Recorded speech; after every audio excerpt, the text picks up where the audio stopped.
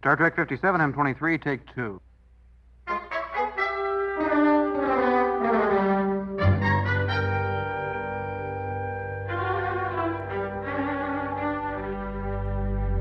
It's the It's Got Star Trek podcast.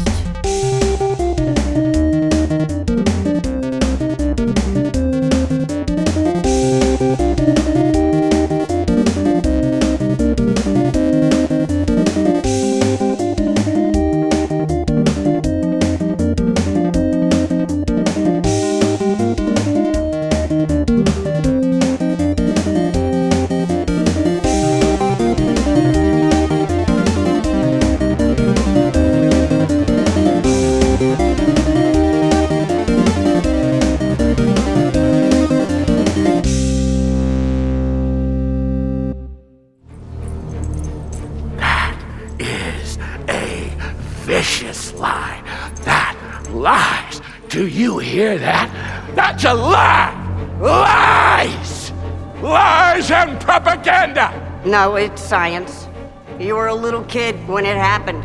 You still see everything through the eyes of that kid. You never grew up. And it got us right here.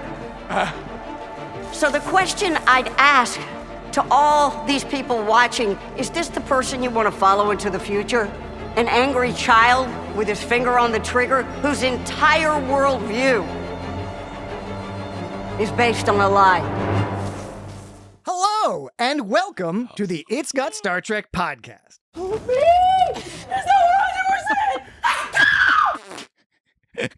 That's not what I meant to play. All right. Now, Oh, no. Now, here's the cool thing. Fuck. No, Dan. What did you mean to play? It's quite all right.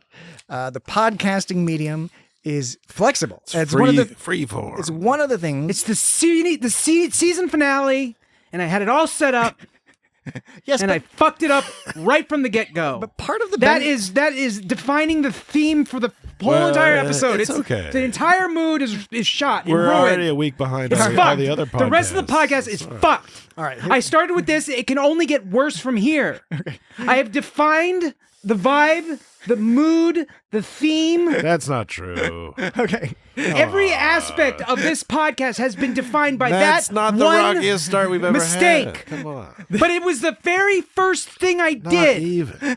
So the audience, I think, tonight is going to get an interesting lesson in the idea. Oh, so stupid! Oh, don't say that. Stupid! Don't hit So yourself. Stupid! Stupid's not a word. Come on. I ruined it. This you're was gonna- the first season of a new series of Star Trek, and I ruined the finale. Our podcast is fucked. Okay. So, Dan. Well, and that I- means we can just fuck around. Sorry, now, right? guys. You can blame me. I take all the credit. I take all the blame. This is going to be. Can we just I cuss take a all whole the bunch now blame. and talk Our about podcast nothing? is fucked, and you can blame me. This is going to be it's an interesting, my fault. an interesting test, an interesting lesson in the idea of a self-fulfilling prophecy. So now, It's going to happen. tonight. I'm going to make sure. Tonight, Patrick, And it just fucked up the entire rhythm of the whole show. I'm going to take the position I'm going to fuck it up more. that a self-fulfilling prophecy need not indeed fulfill itself. Dan apparently is staking a claim on the argument that no, it's what's done is done. This whole episode is going to be bullshit. Bullshit. I also like inherently in what Dan was. Look out. Are you dropping stuff? I'm just dropping stuff. I like that inherent to what Dan was saying. I don't know if you all caught this at home, but inherent in what Dan was saying is he was elevating himself, his impact on not only this podcast, but I'm a narcissist on as well. on the broader. You said you ruined the entire season of Star Trek for the audience. No, Maybe just ruined- our season. I didn't ruin the season. I ruined our whole podcast. Yeah. You mean just the concept? We should just stop. Like our entire podcast, all podcasts. That's how. So This yeah. is episode 332, and this fucks us. completely. We're fucked now. What do you think, Jesse? Well, I think that's a hilarious concept. I don't think that's true at all. So I guess I But do- I think it would be funny if we had to we'd have to change our names, change our identities, and do a different topic. Under a whole different thing, and be like, I think that's the It's Got Star Trek. I mean, I guys. guess you could say it was some delusions of grandeur there, but I don't know. I guess if I was a real pro, I just wouldn't have said anything, and I would have just gone on and pretended like that never happened. And It's got Firefly. And the thing is nobody in the audience would have been the wiser. That's the one thing, like when I would play recitals on piano or trombone or whatever, I'd be like, oh, I fucked this up, I fucked that up. And people would always say, like, nobody knew you fucked up. You're the only one that knows you fucked up. Nobody knows. So if I just hadn't said anything. That's the worst. If I just played my regular sound I was going to play after that, it would have been fine. Well, I think at this stage... So this was you know what? I taught everybody a lesson today. I'm glad I did that. Everyone has learned something because of me. I'm a wonderful teacher. Hell yeah. So Dan has simultaneously ruined the entire season and has taught everyone a lesson that will improve their lives. This guy is some heavy-handed I will say, fella. I'm assuming, I'm going to assume that the audience shares my anticipation for what the actual sound clip ought to have been. So Dan, Hell yeah. What? are you ready to play the actual sound clip? I can't even pretend to do the whole. You want me to do the whole welcoming thing, or do you want Jesse to do that? Do you want Jesse to say welcome? I mean, you can just say the name. Hello. Hey, Jesse, why don't you just say hello, welcome to the It's Got Star Trek podcast. Welcome to the It's Got Star Trek podcast. Thank you for making time in your busy schedules on such short notice. All right. See, wouldn't that been great? See, hearing the clip, I can understand Dan's frustration because that's a great fucking clip It is. to start a podcast. Yeah. He says it so well. Yeah, Like, crisply. not so good for five minutes into the podcast. Yeah. Or so. But anyway, it's okay, Dan. We're not 5 minutes. What did we learn from from Jet Reno in tonight's episode? Hell yeah. We learned that you often learn more from your mistakes Yeah. than from your successes. Don't screw it up, please. Crash some Please, shuttles. please, please. Okay, Damage is minimal. indeed. Yes. Yeah. Okay, a lot to discuss tonight as we You're not essentially broken, kid. delve deeply. Are we going to discuss piping hot justice? Wait, Jesse, we're gonna discuss each and everything you'd like to discuss. You know, this episode was actually really more difficult than normal for me to pull sound for because I had to go back and forth between center channel and all channels because the scenes in the courtroom scenes, they had this echo effect that they took advantage of all the channels for the echo effect. They were in the atrium. That happens occasionally where a voice will use many channels, and it's usually like, for example, the makers. Whenever the makers From episode from the cask, eight, yes, the cask, Cask, you know, Cars. the hollow maker, The hollow makers. the hollow creatures. yeah, and especially the one from the Sam's special episode, the first one, the one that's Sam, yeah, it was called Sam's special it's like a episode. beam of light. Or whatever. yeah. So especially that one, they talk in a super echoey voice, and it doesn't sound right if you just do the center channel. You have to do the entire 6 channels because it spreads across all of them to get the full effect. Yeah, word. This one, when they were in the courtroom, which was a big part of the episode. the atrium / So usually I only have to do maybe 1 or 2 sounds. This one I had to go back and forth and listen to one, and if it didn't sound right, I'd jump over to the other one. So it was like, it almost took like 1.5 times that was much time because I had to play the sound in each one. So audience, you better like really appreciate this episode. Yeah. Dan's Yeah. worked You better extra hard. Get with it. extra Yeah. hard. Listen up. We haven't mentioned the title yet. We did welcome you to the podcast. We tried to. We mentioned that this. We mentioned that this was the 332nd episode of the podcast. Incidentally, just if you have any interest in that, it's not a big deal. Yeah. That's more for future reference than anything else, so you can easily find the podcast you're looking for. Can it be? Okay. Yes. So that's the episode. Oh yeah. What episode are we talking about? We are talking about the Star Trek Starfleet Academy's season 1 finale entitled Rubincon. Justice will be served here today, folks. Piping hot. Piping hot. And Jesse said that earlier. He did. Yeah. He asked if we were going to talk about piping hot justice. Don't cross the Rubincon. At the time, I had presumed, and I think I was correct, that Jesse, it was sort of a rhetorical. It's like a sandwich convention. Okay, Jesse, pardon me. Oh, okay, I get it now. At first, I didn't get what you were saying, Jesse. Did you get what he was saying, Dan? Because he slipped in there. I know sometimes when I'm editing the podcast, you hear these jokes Jesse like, made. what is he saying? Like Dan and I won't catch all the jokes Jesse make, but you catch them later. I caught this one, but it confused me at first. But then I got it. Did you happen to even hear the joke he made? About what? Okay, so you didn't hear the joke. So Subliminal. it's not a problem because he was being sneaky. He was being Jesse style sneaky about it. What he said was, I said that the title of the episode was Rubincon, and he said, Did he say something about a Reuben sandwich? he said it was like some sort of sandwich convention. Convention. Right. Like, A you know, Rubincon, yeah. Which is funny. And I like it. I like a Reuben. I like a Reuben and its variations. I don't believe With the I've rest ever of the had- baboons. You never had it. You ought to try a Reuben. I mean, I don't know. Do you like sauerkraut? Do you like corned Yeah, I like beef? a sauerkraut. Corned beef, and corned sauerkraut, beef, actually. yeah, So rye yeah, bread. it sounds all right. Usually Thousand Island dressing, usually? No, I don't like Well, that. okay, maybe you can but hold. I mean, it's not really a Reuben if you hold I that. could have it all dry. Oh, it's funny how that works. You right? can't have a Reuben without Well, dressing. then I guess I won't have one. It's not a Reuben. Then it's not, yeah, no, I He's gonna have understand a- the he's fact gonna that have it's not. That makes it not a Reuben. You I could call dig it a dry yeah. Reuben. Can I put some But bacon that's not a on Reuben. there? Put an asterisk next to Can I it. put bacon on it? It's not, I agree with you, Dan. It's not a Reuben, but I think Pesto? you Can I can put indicate. pesto on it? It's still almost a Reuben. I'm not like one of those people that's all like. A piece of cheese.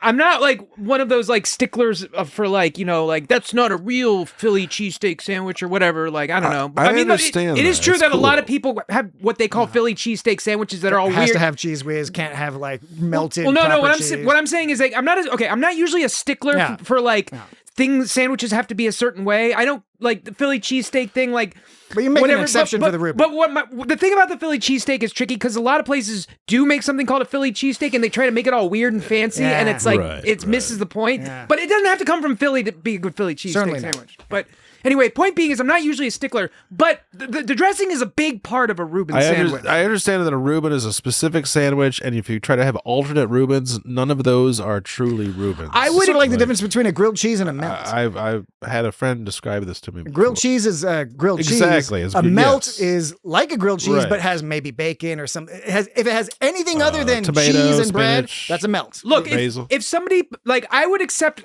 a Reuben if it had like let's say you didn't want corned beef and you wanted pastrami, I would call that a Reuben before I would call a Reuben a sandwich without the thousand dressing a Reuben. Thousand Island Reuben. Yeah. Yeah, I do like a pastrami Reuben. Yeah. I've had those. All right. Well, I guess I will never have a Reuben. Wow, that's been Reuben Talk. So fuck you. If for whatever reason this is the first time you're listening to the It's Got Star Trek podcast, please understand that Reuben Talk is a weekly feature that we offer at the Because we crossed the Rubincon a long time ago.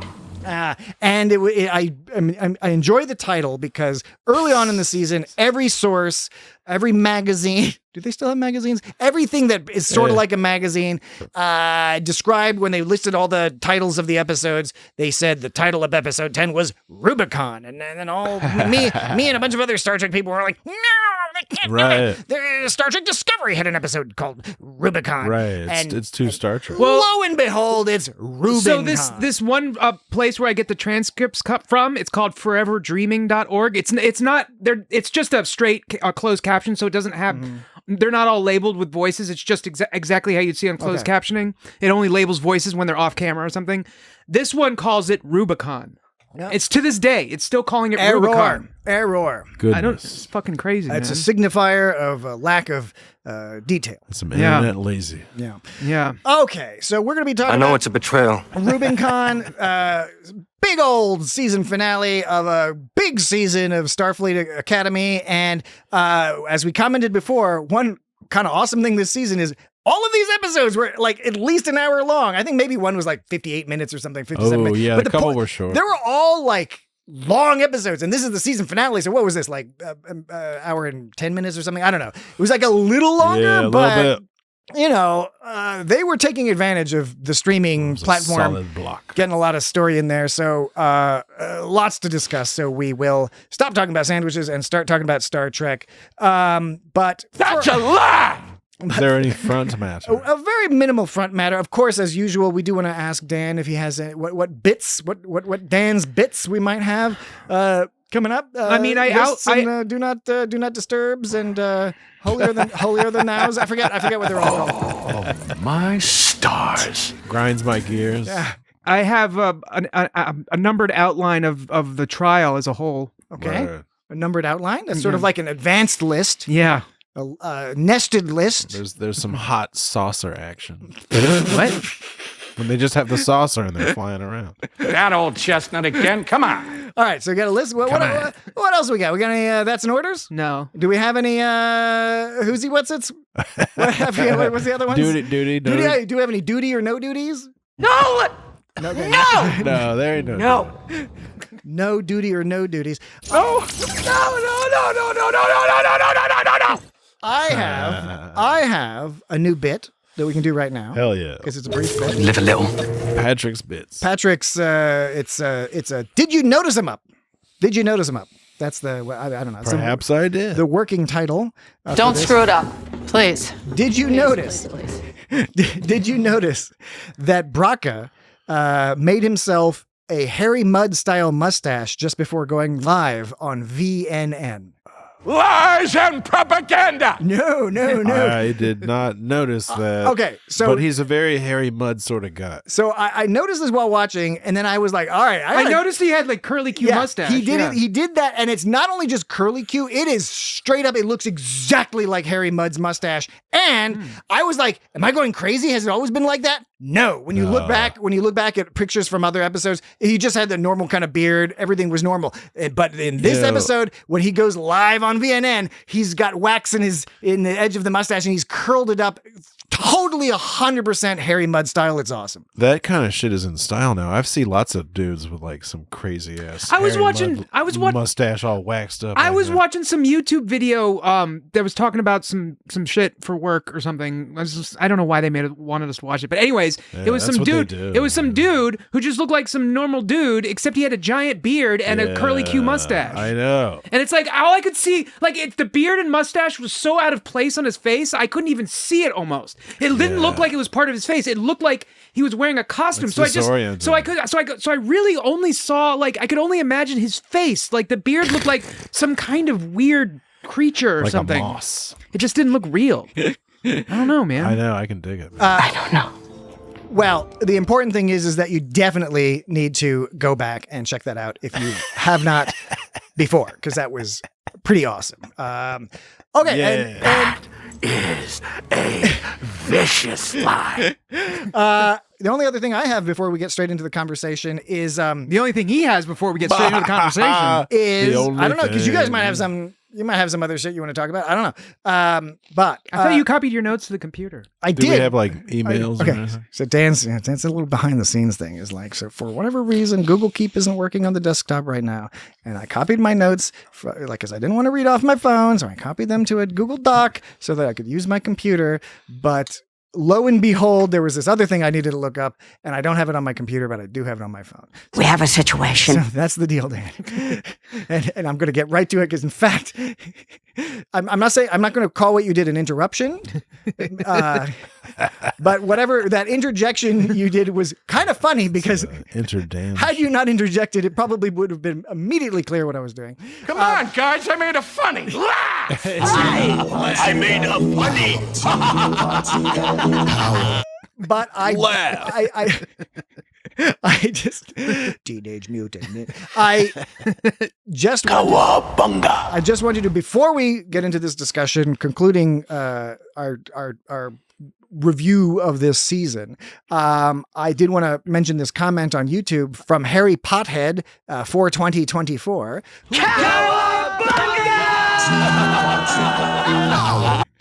And we've heard from Harry Pothead plenty of times before, but Harry Pothead says, I try my best not to listen to any pre-release stuff that is said about any Star Trek show whatsoever. I like to go into it as blind as possible. If I can know nothing besides the start time, I'm completely happy. By this point in this show, I am shocked at how much I like it. I don't usually like younger stuff, young adult shows or movies, but this has been fantastic. And I read that in part because I know... Thanks, Agamus! I think we had a comment from Harry Pothead before the season even started, noting some trepidation about this show. And I think a lot of people were like, I don't know exactly, like, what's this show going to fucking be? Is it going to be for me? Is it going to be stupid? Is it going to be... What is it? It does have a very young adult sort of... emphasis. Sure, and it's at least I got that vibe at first, and I had the same feeling. Like, when you add up, it's kind of Saved by the Bell. Starfleet Academy. It's a concept that's been bouncing around for literally for decades now, and then you bounce around. Then you add in all these other things like that are popular these days, like that take place in schools, like Harry Potter or Wednesday or this, that, or the other thing. The Archie show, all that stuff. Right. I could understand Sabrina. the Sabrina. Now, That old chestnut again. Come on. actually, I find most of the shows very entertaining, but I do understand, and I shared some of the trepidation about, like, I'm not 100% clear, what is this show going to be? Wait, what does he say? What was he saying at the beginning? He doesn't like to know something He was before- pointing out that he likes to avoid comments ahead of time, and Oh, he likes to go into it fresh. yeah, and Like, I do do too. It's hard though, especially since we are very prominent Star Trek podcasters. Oh, yes. It's hard for us to be completely unaware of what's going on out there. Well, I usually don't research Star Trek before the podcast. I live in a vacuum. Yeah, I mean, but you don't. Dan doesn't read. Yeah, I don't read. He doesn't know how to read. Yeah. Yeah, he only knows how to really rough. computer Even, program. I only know how to read numbers. Not jokingly. I'm shit at it. So I thank you, Notepad thank you, plus Harry plus. Pothead, for the comment, and I agree I'm with like you. that. I'm like that too, because like a lot of times people say something and they'll be like, "Oh, this doesn't spoil anything." And actually, earlier you did that today, but it actually didn't spoil anything. Well, I'm familiar with Yeah. your. I was about to say your sensitivity, but it's mine too. I also don't like being spoiled about It's stuff. fucked up. I think But, you. like- I think you and I. Like, I think your day is ruined slightly more than my Yeah. day if it's spoiled.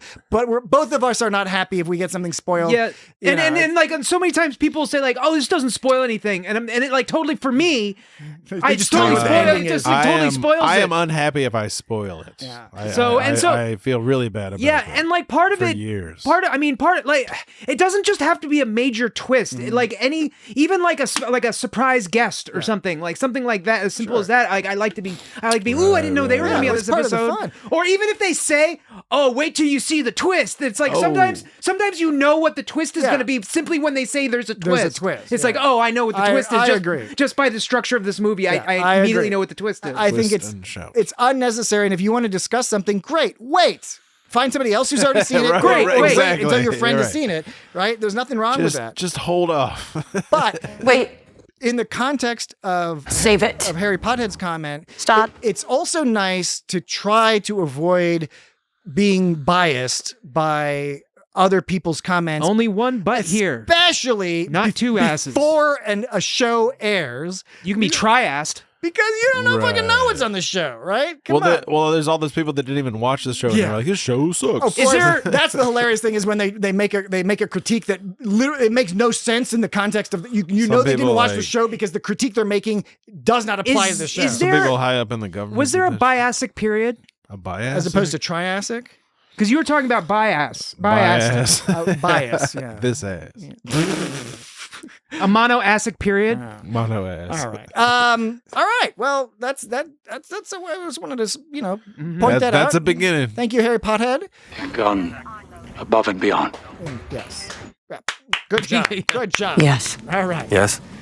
Yes. Yeah. All right. So let's jump into the discussion. First thing I want to note, I love the opening, right? 'Cause Oh yeah, they did a super opening. Yeah, because they didn't do a previously on. Sort of Yeah. I like that. Sort of more horrible flashbacks. They just did sort of like a floobity flobbity. We're going to And then orient you to it's this. like, and here's the title card. Here's the title. Here's the title. Here's the It's right title here. card's flying, Yeah. all crazy. With And it some was like- hollow ship, blown up hollow ship. Yeah. You know. Which was a Right. great.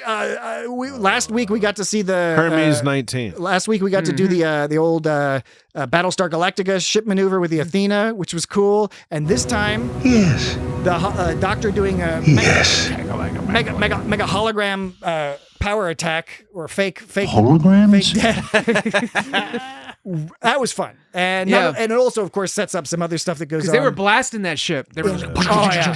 But also, Yeah. look, the idea was clever. It was a fun sci-fi Star Trek-y idea, makes use of one of the characters' abilities. All of that is great. It was made Clever lad. 10 times better because the production value was so wonderful. I love any kind of nebula battle, right? And I thought this was a great, like at the beginning, they're all like flying through the nebula and they're getting chased and there's all this stuff going on. And then when they do the blowing up and then the Doctor makes it look like they exploded, it looked great. Titles come in and then the reveal is like, it was just the yeah. Doctor doing a trick. The title's all weird. It's all like Yeah. old school looking. Old school Star Trek font. I did want to read this quote because I thought it was interesting. What was it called, Jesse? They called it the Hermes Protocol or something. Hermes 19. Hermes 19. Training mission. They call Excuse me. It was Hermes a training. 19. Yeah, training mission Hermes. Yeah, They call it that because she's using part of a quote.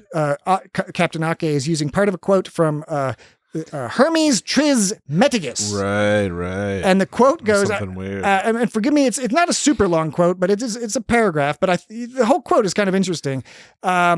Hermes says, "If then you do not make yourself equal to God, you cannot apprehend God, for like is known by like. Leap clear of all that is corporeal, and make yourself grown to a like expanse with that greatness which is beyond all measure. Rise above all time and become eternal. Then you will apprehend God. Think that for you too nothing is impossible.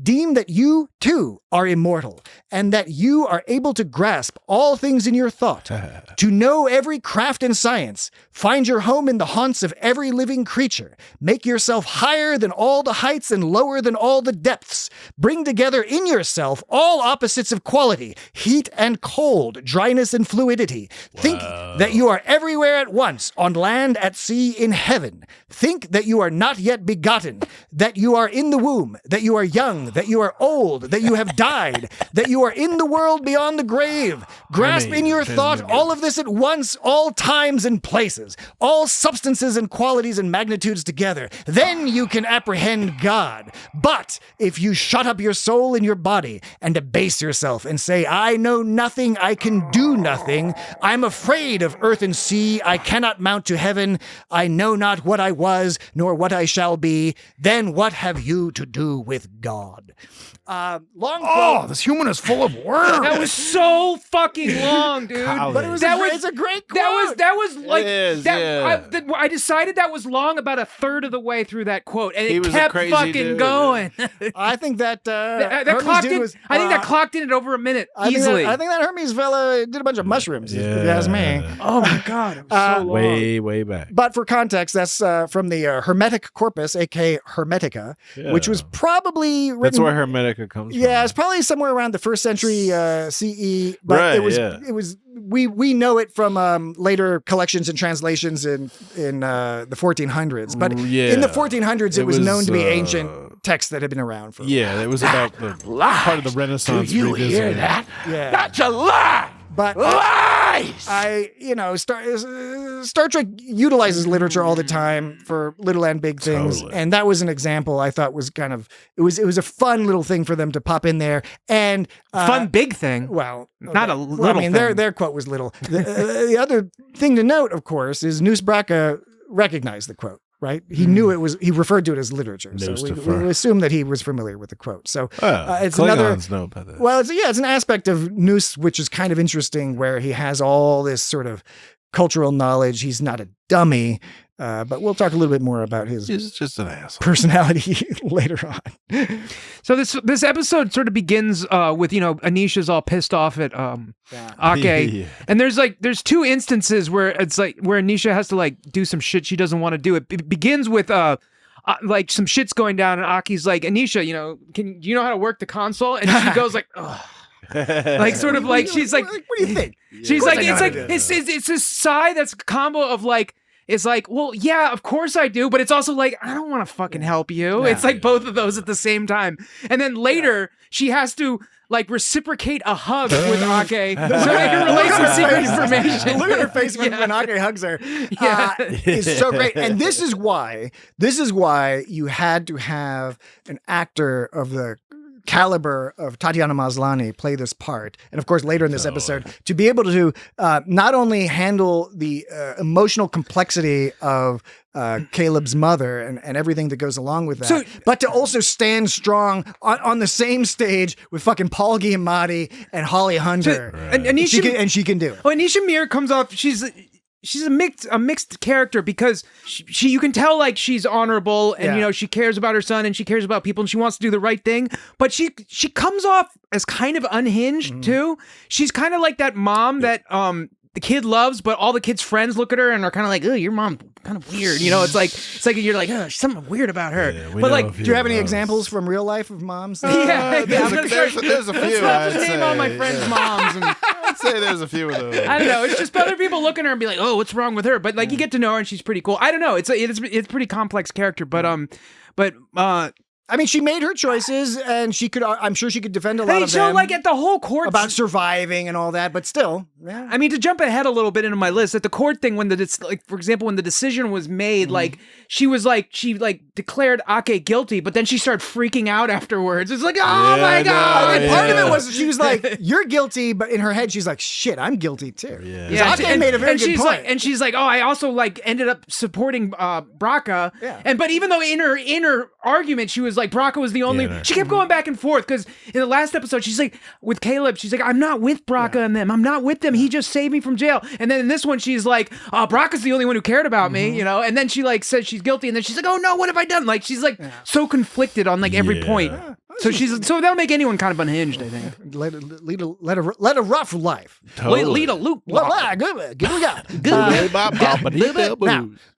we don't want to live a rough life, and we don't want our audience to live a rough life. Red alert, shields up. So we're gonna evasive maneuvers. We're gonna take a quick break, and then when we get back, you'll have a brief mental break from this nonsense, and then There'll be more we'll start the nonsense right back up. So you needn't worry. I just you remember at the beginning she goes, No! Yeah. No. Yeah. She said no. Yeah, she said, I labeled it. The first one is this one is exclamation. No! This is strong. No! And this is firm. No. It reminded me of on last week's podcast. I was listening back to it and I was laughing because at one point Dan was getting a little frustrated with me and just started going nah! Until I stopped talking. It was Do you remember the whales? It was effective. Yeah. All right, we will be right back. Come, let's go, Rocket Boy.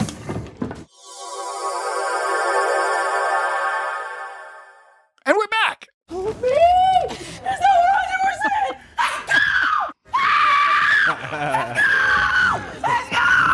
You have the galaxy's attention. Kiko Shoof. That was a very well placed sound, Dan, I gotta say. Yeah, I know. I'm Yeah, glad I man. played it correctly. Yeah. You the man. And I'm glad I played it there and only there and not accidentally at the beginning. You damn. I'm glad that didn't happen. And I'm glad it didn't fuck the flow up. I too am Flow glad up. It didn't fuck the flow up. Go ahead. Can we talk a little bit about Shut the hell up. Tig Notaro and Jet Reno Yeah. being so awesome? So Star Trek traditionally one aspect of Star Trek that I think many in the audience enjoy is what has more recently been referred to as competence porn. Right. And I think particularly TNG was noted for this, but it's throughout Star Trek where so much of the story, there's sci-fi character, all this other stuff, but a lot of it's about like smart people working together to solve problems. And the positioning of Tig Notaro as the person not only to help save the day with these cadets, but she's actively teaching them during the emergency. Right. I have absolutely no doubt about that. She's even like, remember there's that one point where she asks Caleb to do something. Caleb's all like, wow, how will that help? And she's like, well, you tell me Yeah, how. right, you she's tell just, me. She's just doing some Socratic method. And meanwhile, And he's like, oh, how about this? She's like, everyone's exactly. dying. The Federation's about to be destroyed. and She's then- like, well, what do you think it means? Yeah, and there's even at one point she even goes, Pop quiz. All right, pop quiz. Pop quiz. Pop quiz, hot shot. Pop quiz. Pop quiz, asshole. Pop quiz. 8 of us on a busted saucer on a suicide run against Braca and his entire armada, or 100 Starfleet ships armed to the teeth flying in for the rescue once we take down the wall like we were ordered to do by our captain. What do you do? What do you do? What do you do? What do you do? Yeah. Remember that? I think there's a great montage there. What do you do? What do you do? I didn't think of it until you started playing all that. What would have worked really well in there, you know, that line you played from Tig Notaro, from Jet Reno, you cut it in half and you stop it at that one point, and then you play the part from Blues Brothers where they're like, it's dark, it's 106 miles to Chicago, it's night, we have half a tank of gas, pack of cigarettes, and we're wearing sunglasses. Hit it, you know. Wait, do that instead of her pop quiz stuff? Instead of the beginning part, right? So like play the beginning of the clip where she's talking about like the pop quiz thing. Yeah. Pop quiz. I'll tell you when to stop. 8 of us on a busted saucer on a suicide run against. Whoops, sorry. Pop quiz. 8 of us on a busted saucer on a suicide run against Braca and his entire armada, or 100. You stop it there, and then you can play the Blues Brothers. You know, I just said that quote. I could probably look it up on YouTube, but you know, I would. Jack, come on. But I remember did when you had to enjoy make all sure those you had other enough ones. cigarettes? Yeah, I know, right? Hilarious. It's really. Like, I got a whole carton. Okay. Like, there's a lot of reasons why it's nice to not smoke cigarettes, but one of the reasons it's not nice to not smoke cigarettes is you don't have to fucking have cigarettes all the time and have to deal with like, oh shit, where's my cigarettes? Do I have enough cigarettes? Yeah.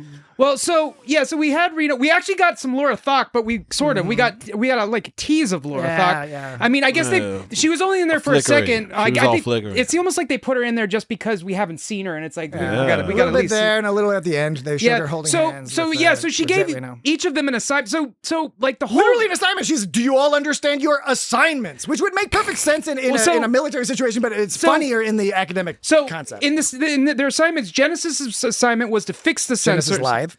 Yes, Genesis Live. You can't do this on Nintendo. Her assignment was to fix the sensors. Darum's was to plot a course far away. And he was supposed to go 1/8 impulse, which is like less than 1,000 kilometers per hour or something, which is like crawling. He's like, why would we do this? It's on my trousers. So impulse is somewhere around 7,000 kilometers, 7 or 8,000 kilometers per hour. Yeah, sure. Then Terima is supposed to look in subspace for frequency, making weird faces for Braca's frequency that he's using to control the wall. What's the frequency, Terima? And I thought this was interesting that she actually gave a description of like what to look for. She's like, look for something constant in the upper band.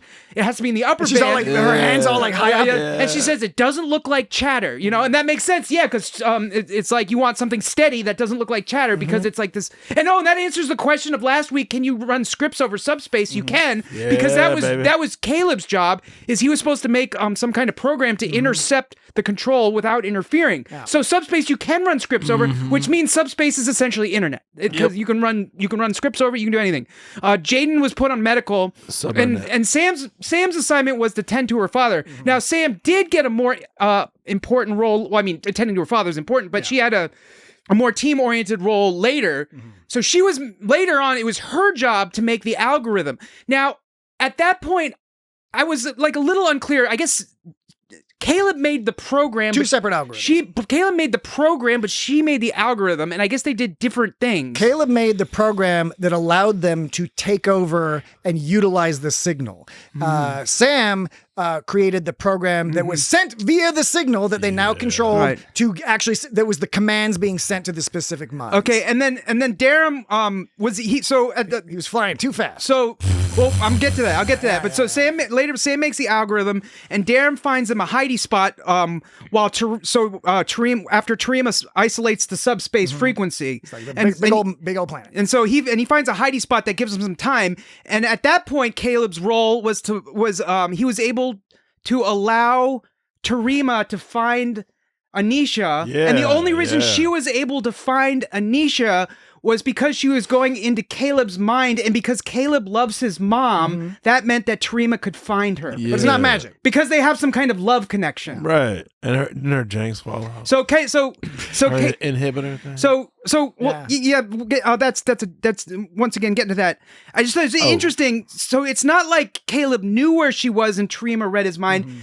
Caleb simply loved his mom. Or whatever connection, which created connection, and Terima was able to leverage that to find her. Because Caleb and Terima have like super connection. And I want to note that in this Genesis basically She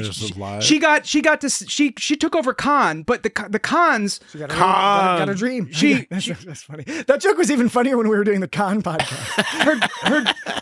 Her job was to take over the Khan, which made it seem like this big serious moment. It's like, oh, she's getting what she wanted, but all she did was babysit the Khan for a few minutes. That's all the Khan is. And she just babysat it. In fact, she just passed it off to Darum a few minutes later. Yeah. So she had the Khan for all of 5 minutes and passed it off to Darum. All she did was she fixed some sensors, which is important. No, but she talked to Sam. It's an important captainship. Well, yeah, I guess. It was. Right. I agree with Jesse. Important leaderships. That's But good command. They were just hashing out some personal issues is what they were doing. That was personal issues they were hashing out. Yeah, but that's classic Star Trek just like Sam stuff, was hashing out issues with her dad and like. And I still think it's good Star Trek stuff, and that's like. I think a good captain is capable of hashing out those personal issues. I'm just saying. I think Genesis of all the roles had the least important job of any of them. I think that I was the least effective in that situation. I disagree. I think Terima was highly effective. Sam made the fucking algorithm.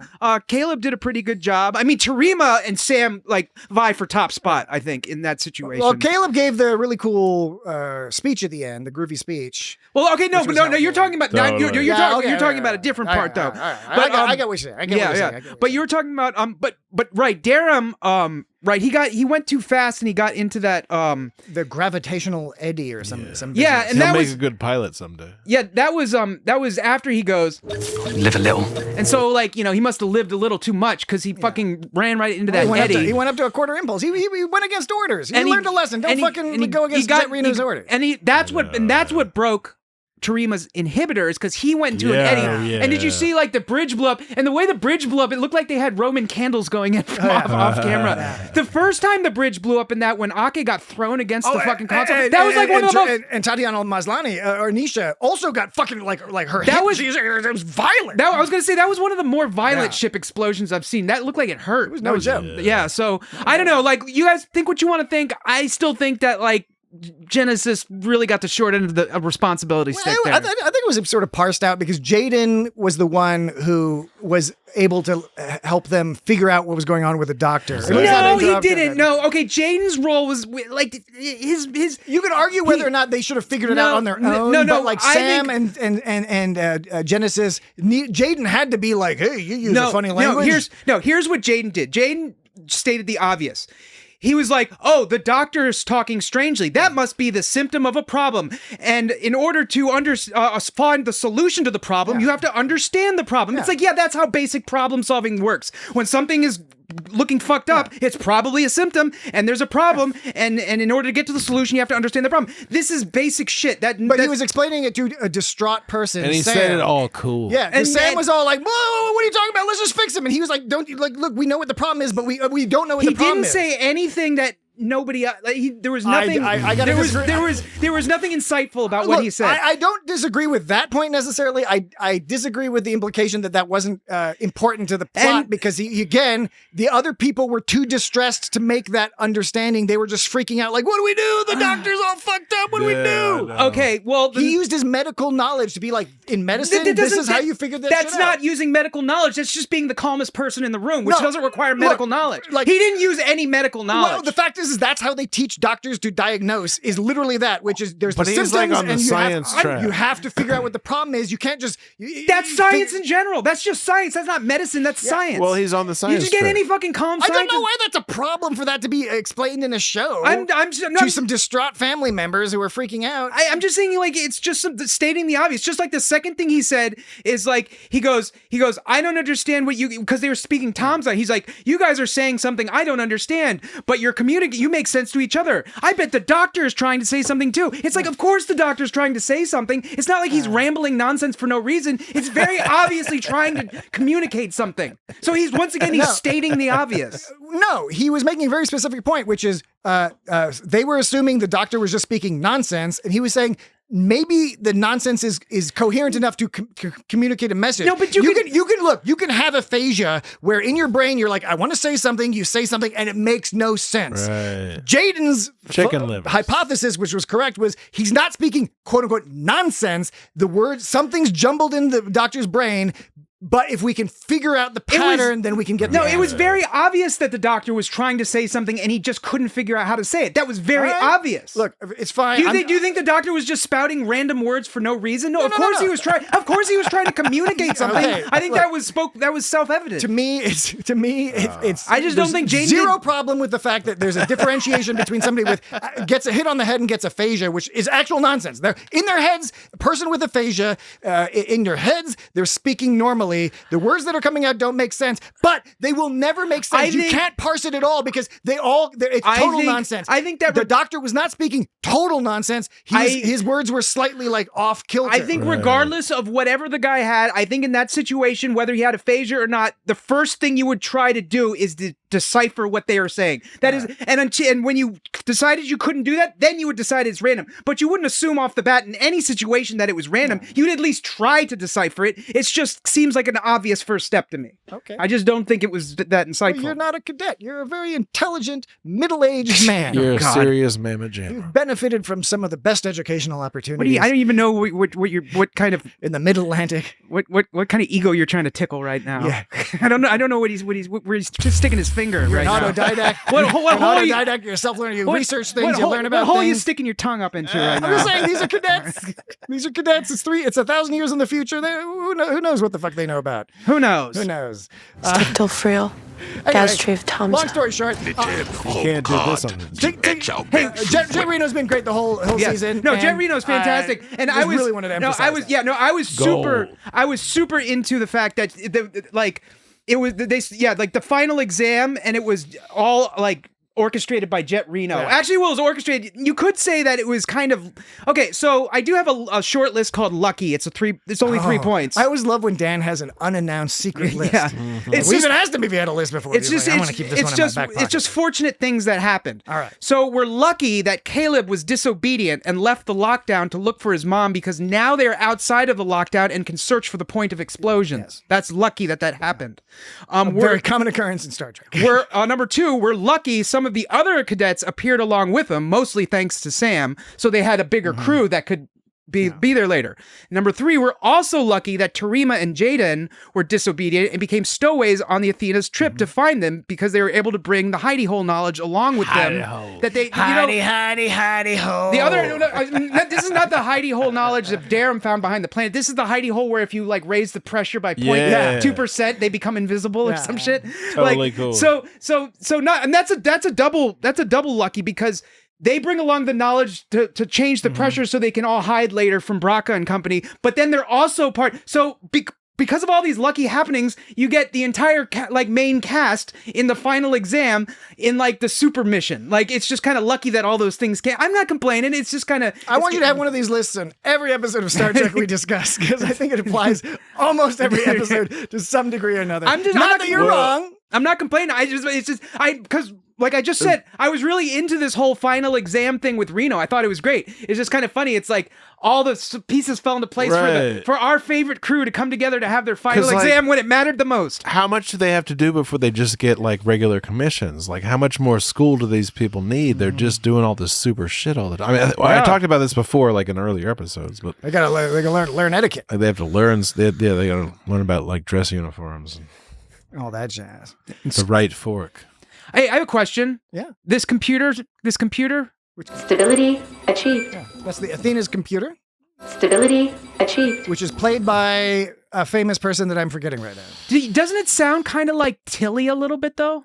Play it again. Stability achieved. Maybe a little bit, but it's not. It's a different. Why am I not remembering the actor's name? I can't remember her name. But anyway, well, she was in the credits. At the end. I'm aware. I know that there's a computer and I know it's not. I know it's not her, but it's just for some reason this one particularly sounds like very Tilly-ish to me. Tilly-ish, I agree. Stability achieved.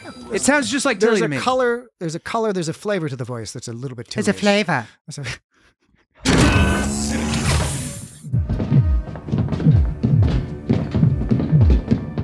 Stability achieved. Was that previous? Was that some music? Britt Marling. Britt Marling. There we go.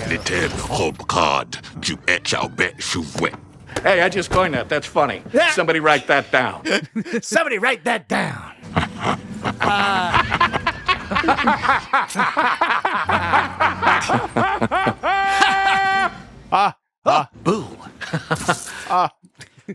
we get into We get too crazy. into this trial scene business, I think it's worth pointing out that according Accordion? I don't play the accordion. Why would you think I play the accordion? Concertina. I don't play the concertina either. according to all the Accordion to Star Trek According to what? magazines. Maglazines? What's a maglazine? The best part is this is the kind of thing is Dan will listen like Wednesday or Thursday. Dan will listen to the podcast, and then he'll be like, okay. He's like, all right. Cut some of that. He's like, I might have been like, no, he won't say cut it out. He'll just be like, okay, I might have been like all the things I usually complain that you do. Sometimes I do that too. That lies. Dan will write me Do a hear that? handwritten That's letter. a lie. And then he'll sing Lies. it. I won't get it till next week. That's a lie. Doesn't he? He sounds like a little southern. He sounds a little southern there. That's a lie. He sounds a little Private Parts when he went in the Howard Stern that movie. That Howard Stern movie. Pig fucker, stinky pig. What was he called? Pig fucker. Pig vomit. Pig vomit. That's Yeah. right. Pig fucker. You were so ready to accept pig fucker as his nickname. Oh my god. Oh my god. That's brainwashing. Before we talk about this, the big chunk of the show here, when we start to understand what's going on with Braca, it's helpful to note that all the Star Trek interviews and magazines and stuff that came out after this episode aired talked about how they essentially rewrote most of this episode. I think particularly this trial scene, the end scene, they rewrote it just about 2 weeks before they filmed it. And in a hurry. That's impossible. Because they couldn't change the schedule because Paul Giamatti was going to be leaving. He had a hard out because he was leaving to go film a movie. So they furiously rewrote the last chunk of this episode because it had been written for a while, but it didn't sit well with them. They had written for a while. We don't know exactly what it was, but from the interviews, you get the impression that the original solution, whatever it may have been, was more of a pew pew, fight, laser thing, because they talked about it not feeling Star Trek enough, and that they really had to figure out a way to bring it back to what the season had been about. What does that have to do with Paul Giamatti leaving, though? Because it wasn't like they could delay filming and have time to rewrite the episode, right? So that can happen sometimes where you're like, you know what? We got to fix this. It's going to cost more to it's worth the effort to shift things around a little. So they just had a very short amount of time when they decided, they're like, you know what, we're not happy with this ending. So people had to relearn lines, actors had to relearn lines, and all this, a lot goes into the production. They had to change production elements at the last minute. So is there stuff that they didn't get to implement that they wanted to? No. When you read between I'm the gonna mess it up again. When you read between the lines of the people who talked about the producers, Alex Kurtzman, etc. The episode we got, spoiler alert, I thought it was brilliant. I thought it was a fantastic end to the season. It tied up most, if not all, of the loose ends, and we'll talk about some of the remaining loose ends later on. But it was a very Star Trek style solution where it was about using science and rhetoric and being kind and all these things No, it's science. together to solve the problem. And apparently that's not what the original one was. I think maybe some of those components were there, but it was leaning more into what we might consider a Discovery, Picard, Strange New Worlds, maybe a little bit more like, oh, we did a funny zap or a funny pew pew, as opposed to using the characters and adding to adding to the character development. So I hope we find out a little bit more sometime what that original ending was going to be. I have no doubt that this is probably an improvement because I thought it was really nicely done.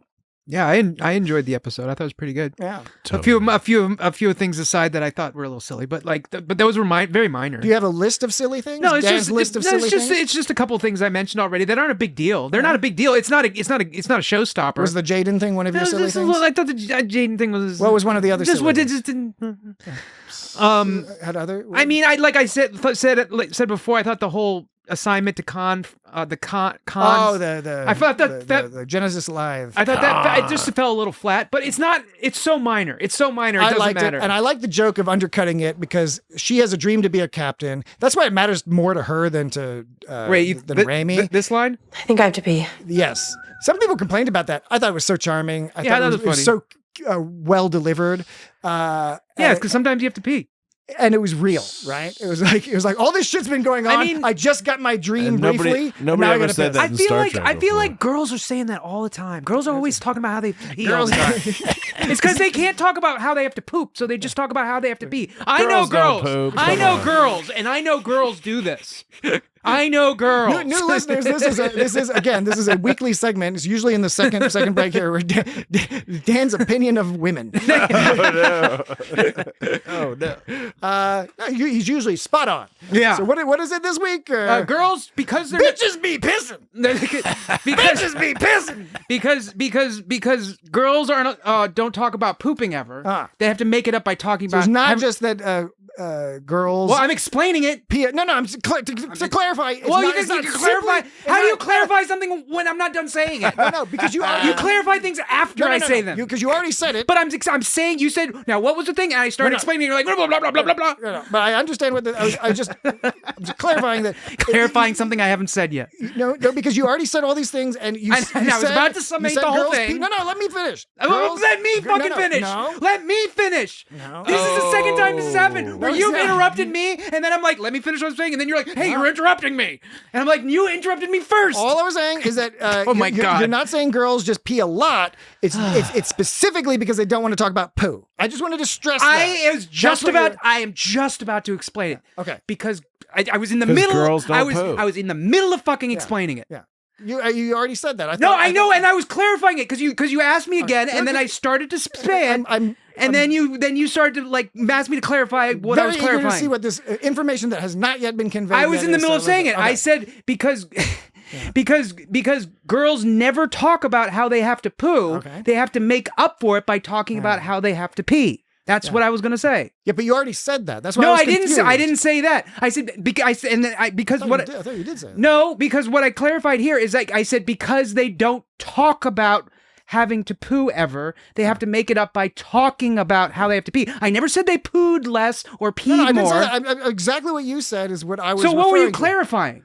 I was just stressing that that's the point you were making. And That's the point I was making. But you were making it a second time. No, I wasn't because before. You already, otherwise, no, because you said how would no. that make it? How my intervention wouldn't make any sense if I no, because part of your point was you said so. You're not saying that girls poo less and pee more. You're saying that they talk about pooing less and pee. Yes, you did. No. Play back the tape. No, we play back the tape. We will later. We will later. Because you were clarifying. Because you were like, so you're not specifically saying girls poop less and pee more. No, and I was saying like, no, girls don't talk about pooping, so they have to talk about peeing. I will also not to extend this too long, but so it's been way too long already. I will take. I personally would take a different position than you with regard to how much or how little girls talk about pooping. You're just trying to take the safe route here. No.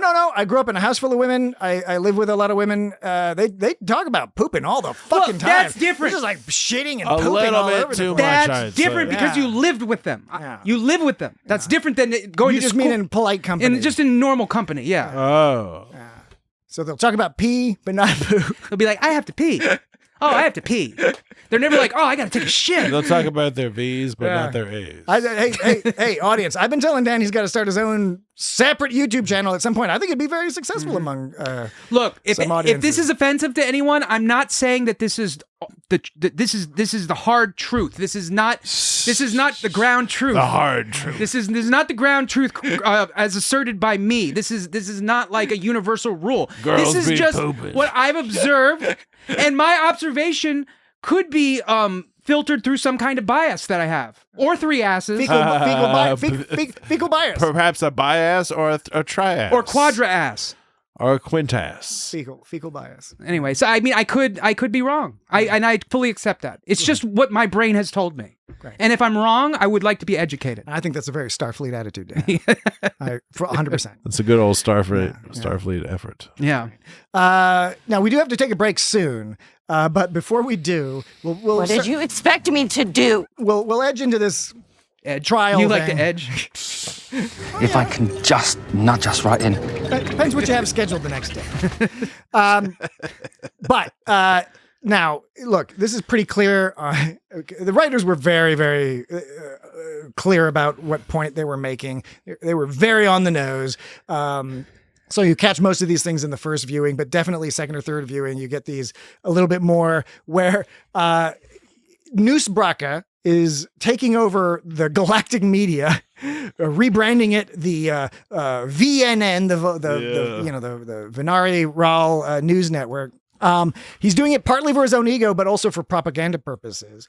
And which is a very kind of, in my mind, sort of like a TOS style on the nose cultural commentary about somebody trying to use the media and these arguments, that makes sense on the surface. When he gives his little story about like, oh, we weren't getting the Federation ignored us, blah, blah, blah. We were this poor little mining colony, blah, blah, blah. And it's the kind of thing that sounds like it makes sense until you kind of dig in a little bit deeper. And that's something that I think many people around the world are familiar with, particularly in recent times. Well, there was a couple on the nose quotes, I think, that I would like to say for you right now. I bet. One was Ake says, how do we say Aki? It's Ake. Ake. Nala Ake. One she says, there's so much anger in the universe, so much atrocity. All of it started with some guy saying what Noose is saying right now. It's us or them. Your hate will set you free. That was one of them. Yeah. And second one was, so the question I'd ask to all these people watching, is this the person you want to follow into the future? An angry child with his finger on the trigger whose entire worldview is based on a lie. Lie. Yeah. Brilliant. Yeah. So well stated without being too heavy-handed. People could argue it's political. I think it's, it certainly could be read that way, but I viewed it again in that TOS style of being like, this is a fairly neutral moral position that this type of person is a bad person to be a leader. I also liked at the end, I was really into when she basically said that Braca suffered from Arrested Development. Yeah. She was like, I actually have that sound somewhere, but I didn't know that you were going to say that ahead of time. I am fed up!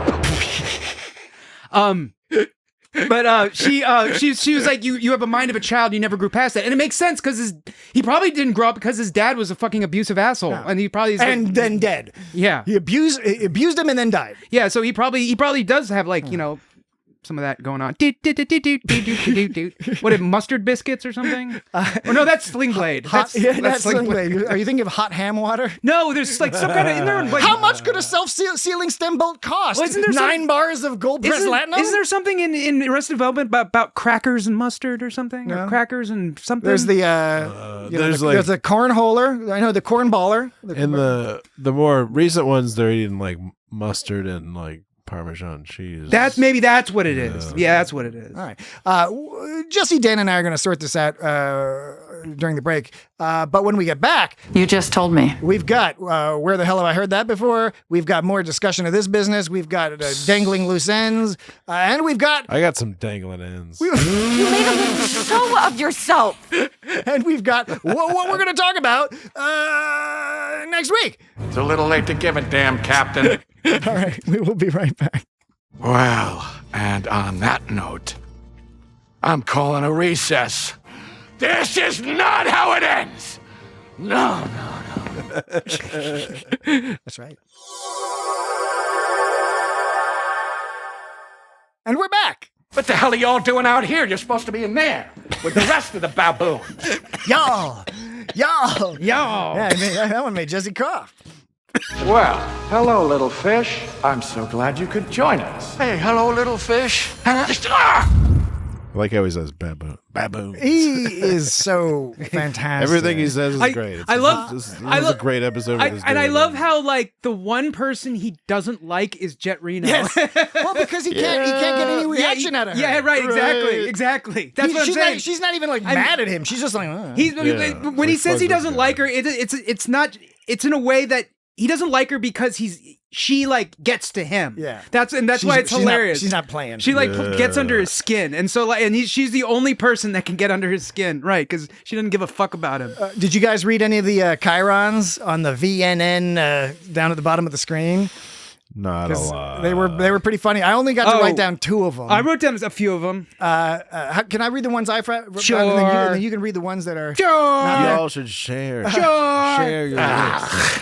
Because they are straight out of like a Trump, MAGA, Murdoch. Not to be political, but the media style is not only that obviously they're trying to copy that, it's amazing how well they copied it in terms of the vocabulary, the syntax, the style.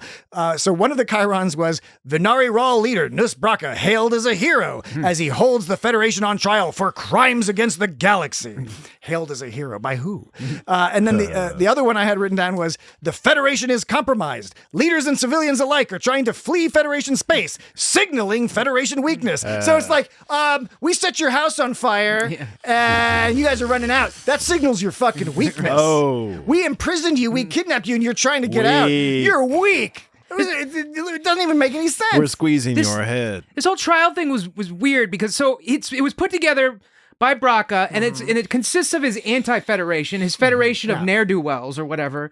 But it's like I like that, the anti-federation. It's like and the jury is Anisha Mir is the jury. Apparently, yeah. Well, It's like it's a show trial. I guess that was an audible when because obviously he didn't. Well, know it was she so alive. weird because when she declares Ake is guilty, he's like, "Ha, we won." It's like you didn't have to go through. You didn't have to. I mean, I guess that helps for like getting people on your side somehow to convince. It's like, well, if I convince her to find her guilty, it'll promote my cause more. But still, it's like you can really do whatever you want. It is also the thing that opened up the other thing that resulted in him losing, which was well, actually, he framed everything around that Caleb stuff, and then so Caleb was able to take advantage of that. That's all part of my list. It's super Star Trek to have a trial. But that's true too. Actually, like Q, in various episodes. or in TOS, the Menagerie parts 1 and 2. In Lower Decks. In Lower Decks with the Klingon. No, they weren't Klingons, but it's called. It had I forget. It had Kurtwood Smith. Yeah, Kurtwood Smith, of course. I'm sorry, I didn't actually have any chyrons. I misheard you. I thought you meant the little cards at the end. Oh yeah, I've got all those as well. I didn't have any okay, so we're gonna how about this? Let's get where the hell have I heard that before out of the way, and then we're gonna get to Dan's got some quick question. Some stuff. Can you defrag a hologram?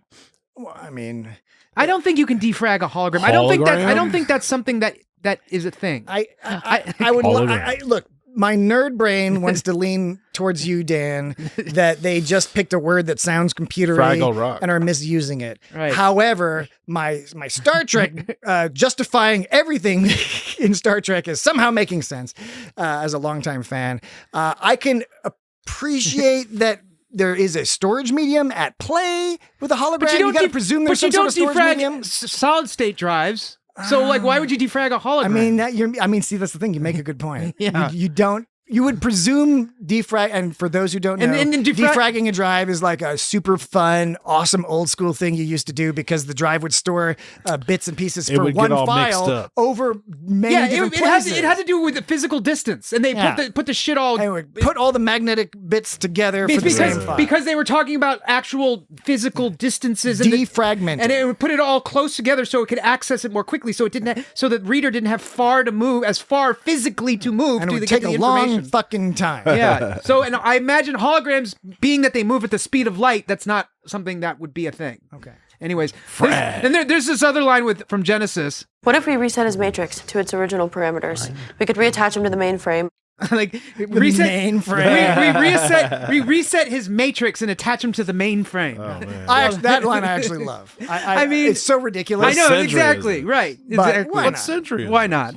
Why not? Yeah. Mainframe. Okay. They're still talking about mainframes. You can't do this on Nintendo. Yeah. No, I was going to say Dan's going to do a solo Patreon episode. What would you just say? They ain't talking about mainframe. What? They ain't talking about mainframe. Whatever Dan just said, that's what we're going to talk about. They're still talking about mainframe. I don't know. Whatever you say. Okay. Where the hell have I heard that before? Let's do it. Okay. Hi, everybody. Hello. Hi. Hello. This is Patrick here, and again for the quite literally clinically insane people who this is the first episode of It's Got Star Trek you're listening to. Really doesn't make sense for all manner of reasons, but for whatever reason, if a friend of yours, a colleague said, "Hey, you gotta check out these guys," why don't you listen to the most recent episode? If that's why you're listening to us, longest running podcast. Just to explain that this game we play called Where the Hell Have I Heard That Before? What we do is we play a clip a sound clip from somewhere in the Star Trek universe, right? So any of the shows, movies, etc. And then you, the audience, have until Friday to contact us with your guess, your submission as to what that clip is, which character, which episode, movie, whatever. Give us as much information as you can. Don't screw it up, And please. It's a fun way. It's just a fun little way for It's the funnest. for us to engage with our audience and for our audience to engage with us and have a little fun along the way, rooting around in your brain to try to figure out what the sound is. So What the sound? that being said, I will Gone above and beyond. I will play last week's sound, and then we will go over the guesses we received. So here is the Where the Hell Have I Heard That Before clip from last week. There. Now you look like Starfleet material. You have to know that.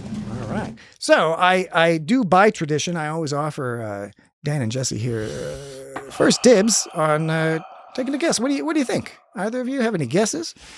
Jesse is making I'm not really sure. like a scowling face, which is unusual. It sound like from the music. It sounds like it's a movie because it's all grandiose. I don't- But I really don't recall. I don't know what is. episode, but I know it's from a Prodigy episode. Oh, okay. Which character That's is why it? I haven't Well, seen it's much. Janeway, so it would have to be. I'm just saying you gotta say it. It's So not yes, it's necessarily well. I was obvious going to say. already. Well, I didn't say that. I wasn't saying that in a way. I wasn't trying to say that in a way that was being. I mean, you were just like, well, it's fucking obvious. No, I'm saying. Janeway. I was saying it's Janeway, which means it's probably like episode I got 4 or something. Janeway. Episode 4. Episode 4 of Star Trek Prodigy. Why is that funny? Because you're doing exactly what I would do if I was presented with this, which was come up with a mathematical algorithm for roughly about where in the show. Somewhere. You're like, I know it's not the first episode because that's too early in the character development. It's probably not in the last episode. So blah blah blah. No, it's science. All right. So you say Janeway, Prodigy. Our first guess was from Isaac.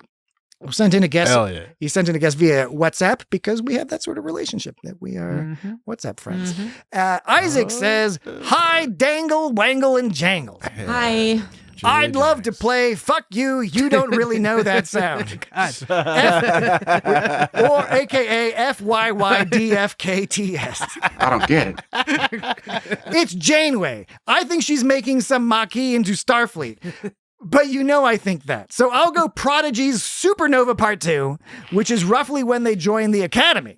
That game, this game gives me lots of anxiety. Thank you for distracting me from my regular anxiety.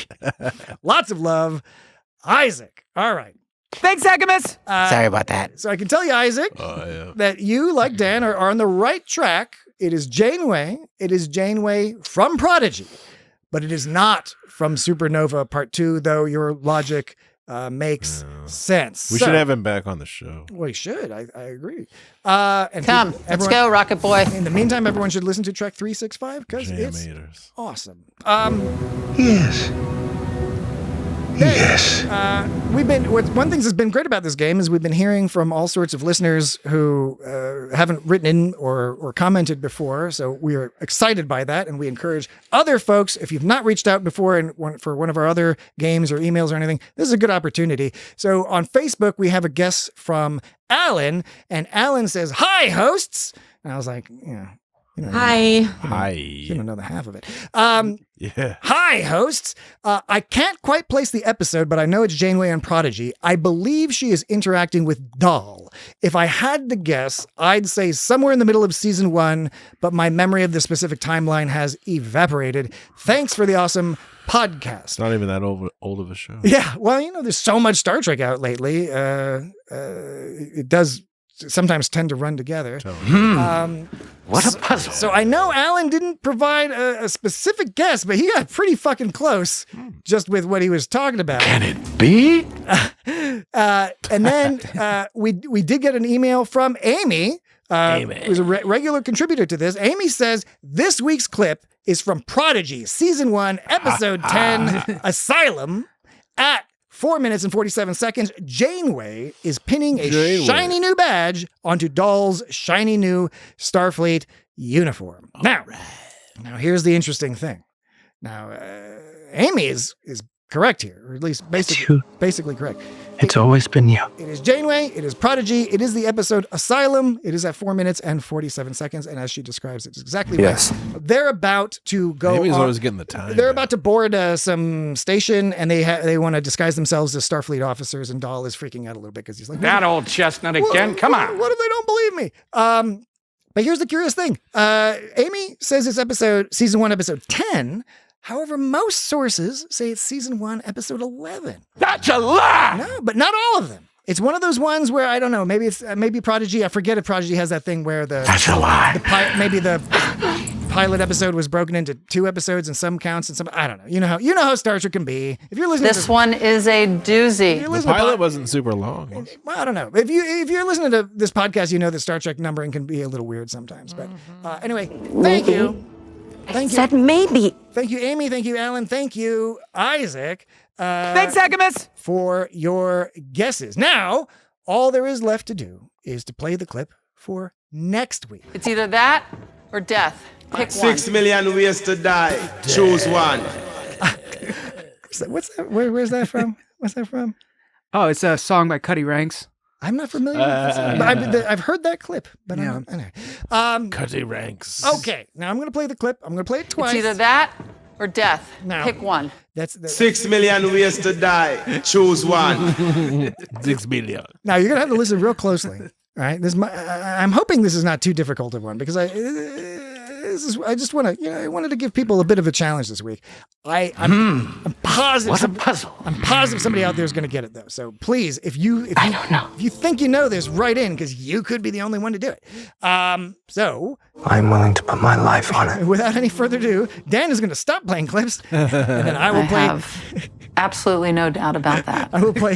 I'll play this clip. Okay. And then I'll play it a second time. All right, here you go. Okay. For real.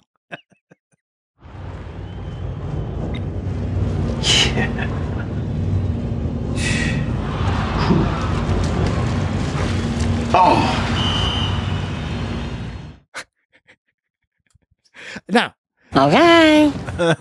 I can assure you, this is from a real Star Trek thing. It's not like from one of them Star Trek porns where some dude's like jerking off with Star Trek sounds around it.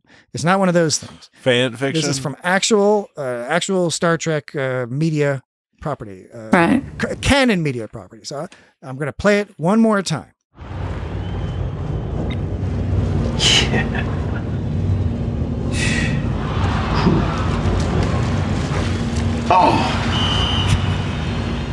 Again, nobody's jerking off in that scene whatsoever. Okay? You write us in, feedback at itsgotstartrek.com or DM us on social media at It's Got Star Trek on most of the social medias, Blue Sky, Threads, et cetera, et cetera, et cetera. Okay. What a puzzle. Okay.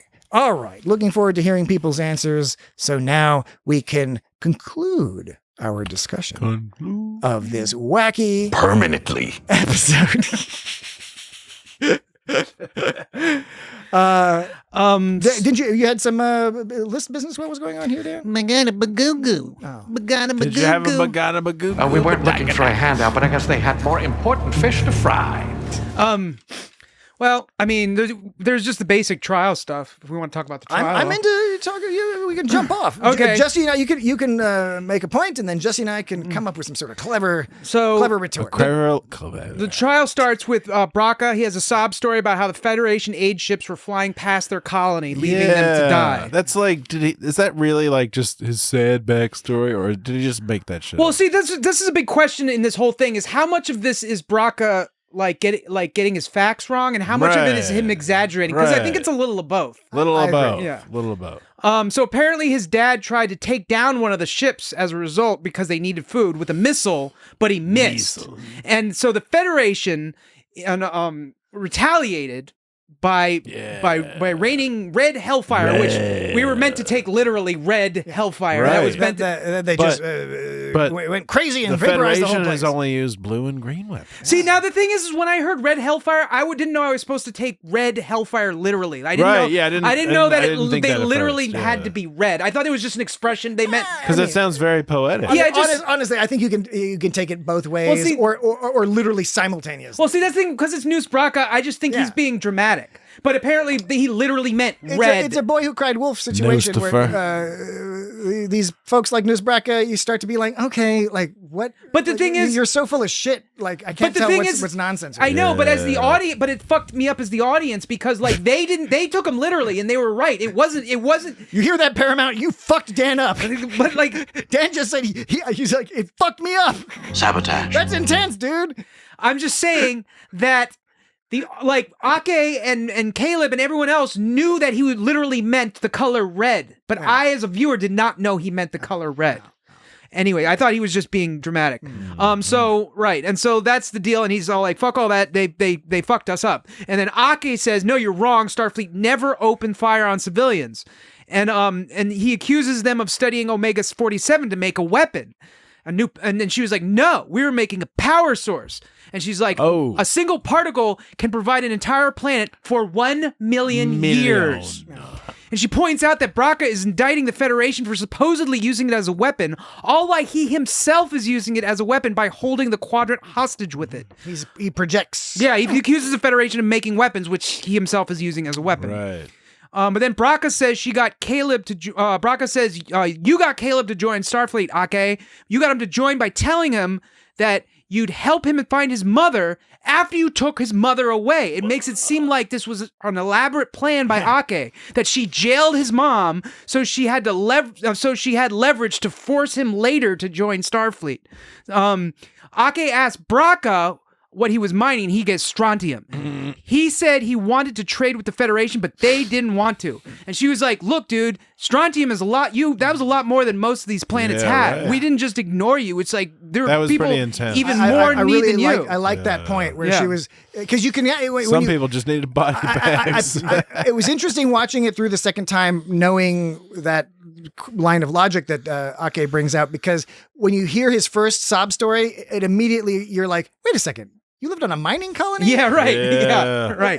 Like we saw Jade and his family scrabbling around in some fucking rocks, like being Klingon refugees. Like what? They were shooting. What the fuck are you complaining they had about? bows and arrows. Like So there's that. They had tic-tac-toe. And so they had to. They probably had soccer. I'm not saying life is great if you're playing tic-tac-toe. They probably had a soccer ball. But you have something. I bet they had a soccer ball. And so that's sort of the end of that exchange. And now Anisha comes up and questions her. And Anisha's she's sort of got these conflicted messages she's sending. Because first she said, "You tracked my son down like a dog," which is like put some kind of unfortunate spin on the whole thing. I mean, tracking is just tracking. But she made it seem like she's like, "Oh, you got him like a dog." But then it's weird because then she goes like, "Why didn't you track me?" It's like, what? Why didn't I track you down like a dog? Like you just accused me of tracking. Like, and it's like we were. Yeah, that's the second thing is like, well, it's like, first of all, what is this tracking him down like a dog nonsense? And you make it sound like a bad thing. And if it was this bad thing that you're implying that it was, why did you want us to do it to you too? But then she's like, "Well, we tried and you weren't there." And then she's like, "Well, what'd you expect me to do?" And it's like, I'm answering your question. The question wasn't about expectations of what we expected you to do. You just asked me why I didn't search for you, and I'm just telling you we tried and we couldn't find you. And then she's like, "Well, did you expect me to do something else?" You know, it's like she's like, her messages are really conflicted. Which makes perfect sense for somebody who maybe hasn't fully confronted the amount of guilt she has over what happened to herself and to her son because of her own actions, which then, of course, becomes a little bit more crystallized later in that little exchange. But she's not being fully rational because it doesn't make sense because of exactly the points you made. It's like, you were hiding and you escaped jail. Like we were trying to find you, and you made it really hard to find you. So what do you want from us? Yeah, it's like, are you like what? And her answer is like, "What did you expect me to do? My son was out there." It's like, well, what did you expect us to do? You were gone. Like, what do you expect anyone to do? You know, like. Anyways, I don't get it. Cool hair. Well, if you look at the whole season as an arc, like a lot of Star Trek, Discovery dipped into this a little bit, but all Star Trek has touched on this a bit about the importance of trust and communication. And this is one of those classic examples where at the beginning of the episode, or at the beginning of the season, when 16 years ago, when that little, I don't know, court case or adjudication, whatever you call it, that determined that Anisha was going to go to, it wasn't even a prison. It was some sort of, I don't know, halfway house, something like that. But she was going to be able to a rehabilitation camp. Or she was going to be able, like her son would be able to visit her. Her son would be taken care of. The problem was if both Anisha and Caleb understood, they're like, this is not a cool situation, but like, mom is only going to be in prison or in this rehabilitation camp for a certain amount of time. I can see her every month. I can be a part of her life. I can get raised with good food and stuff. Like both of them, they would have better lives, right? If they had simply had some trust. But the problem, of course, was that during the burn and all that, Anisha was not in a position to trust Starfleet or anybody. Sorry. No, it's fine. It's kind of hilarious. But remember, and it's really puzzled me by some people complaining about this online. We're like, why would the Federation treat a mother and son like that? It's like the point is that they're not the Federation of Picard's time. They're the Federation during the burn where everyone became assholes. Yeah, I like how when you express the point of view of someone you disagree with, you like present it in this really mocking tone. You're like, why would the Federation blah, blah, blah, blah, blah? Because that's how they say it online. I mean, I know it's just text, but that's how it's written. Everyone at home knows that's how they're saying it. They're like banging it. They're doing like, that. why would the Federation? They're doing that thing where they type on the keyboard. It's like when a dog types on the keyboard where they just smash their paws. Why would they do that? I'm being so unreasonable right now. Again, I have no problem and enjoy. But I'm expressing it very eloquently, and they're just expressing it like this. This is our podcast, so like we can say whatever we want. But quite seriously, they do sound like it.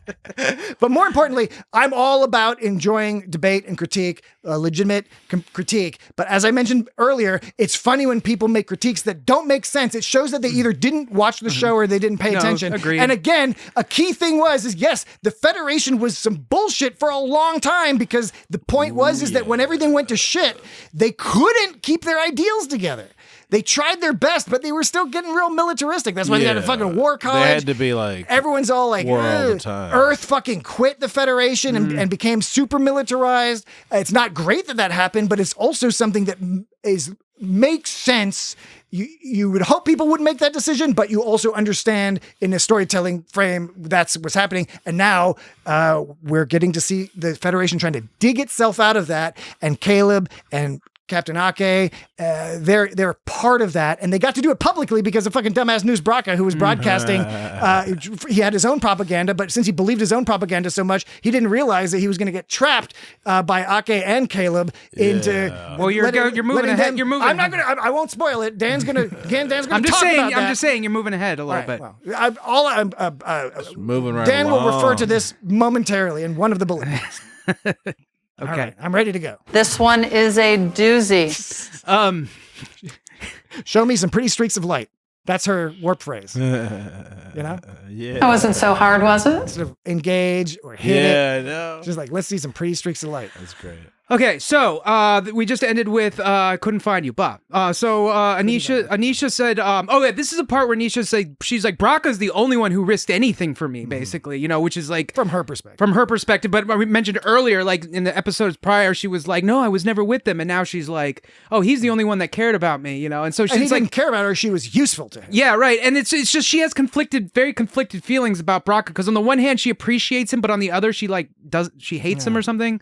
I don't know. At least she should, because Caleb fucking hates him. You get the impression that her life has not had a lot of room for actual caring in the sense that most humans want. Where look, a lot of relationships can be transactional at some fundamental level, but there's a difference between the people you love and care about just because they're the people you love and care about versus the survival mentality of people have value based on how much they can be useful to you. And her thinking, okay, Noose Braca was useful to me because he got me out of jail. He gave me some food. I was useful to him because I stole some plans that let him do some criminal shit. Yeah. So there's like a split there where she's just either hasn't had that or didn't even realize she was missing that in her life. Right. Okay. And she compares this with the Federation. She's like, Braca tried to help me, but she was basically like, and then Aki was like, well, and she was like, I wanted the Federation to have some decency and help me too. And then Aki's like, we tried to help you. And she's like, no, that was just bullshit. That was just a show. She basically says that Ake and the Federation, or Ake specifically, carried out the actions of putting her in jail, but pretended it wasn't her idea. Basically saying that... I mean, didn't pretend. It wasn't her idea, but she was basically... Anisha said that... she still did it. Anisha was like, Ake, you did this, and you claimed that you had no choice.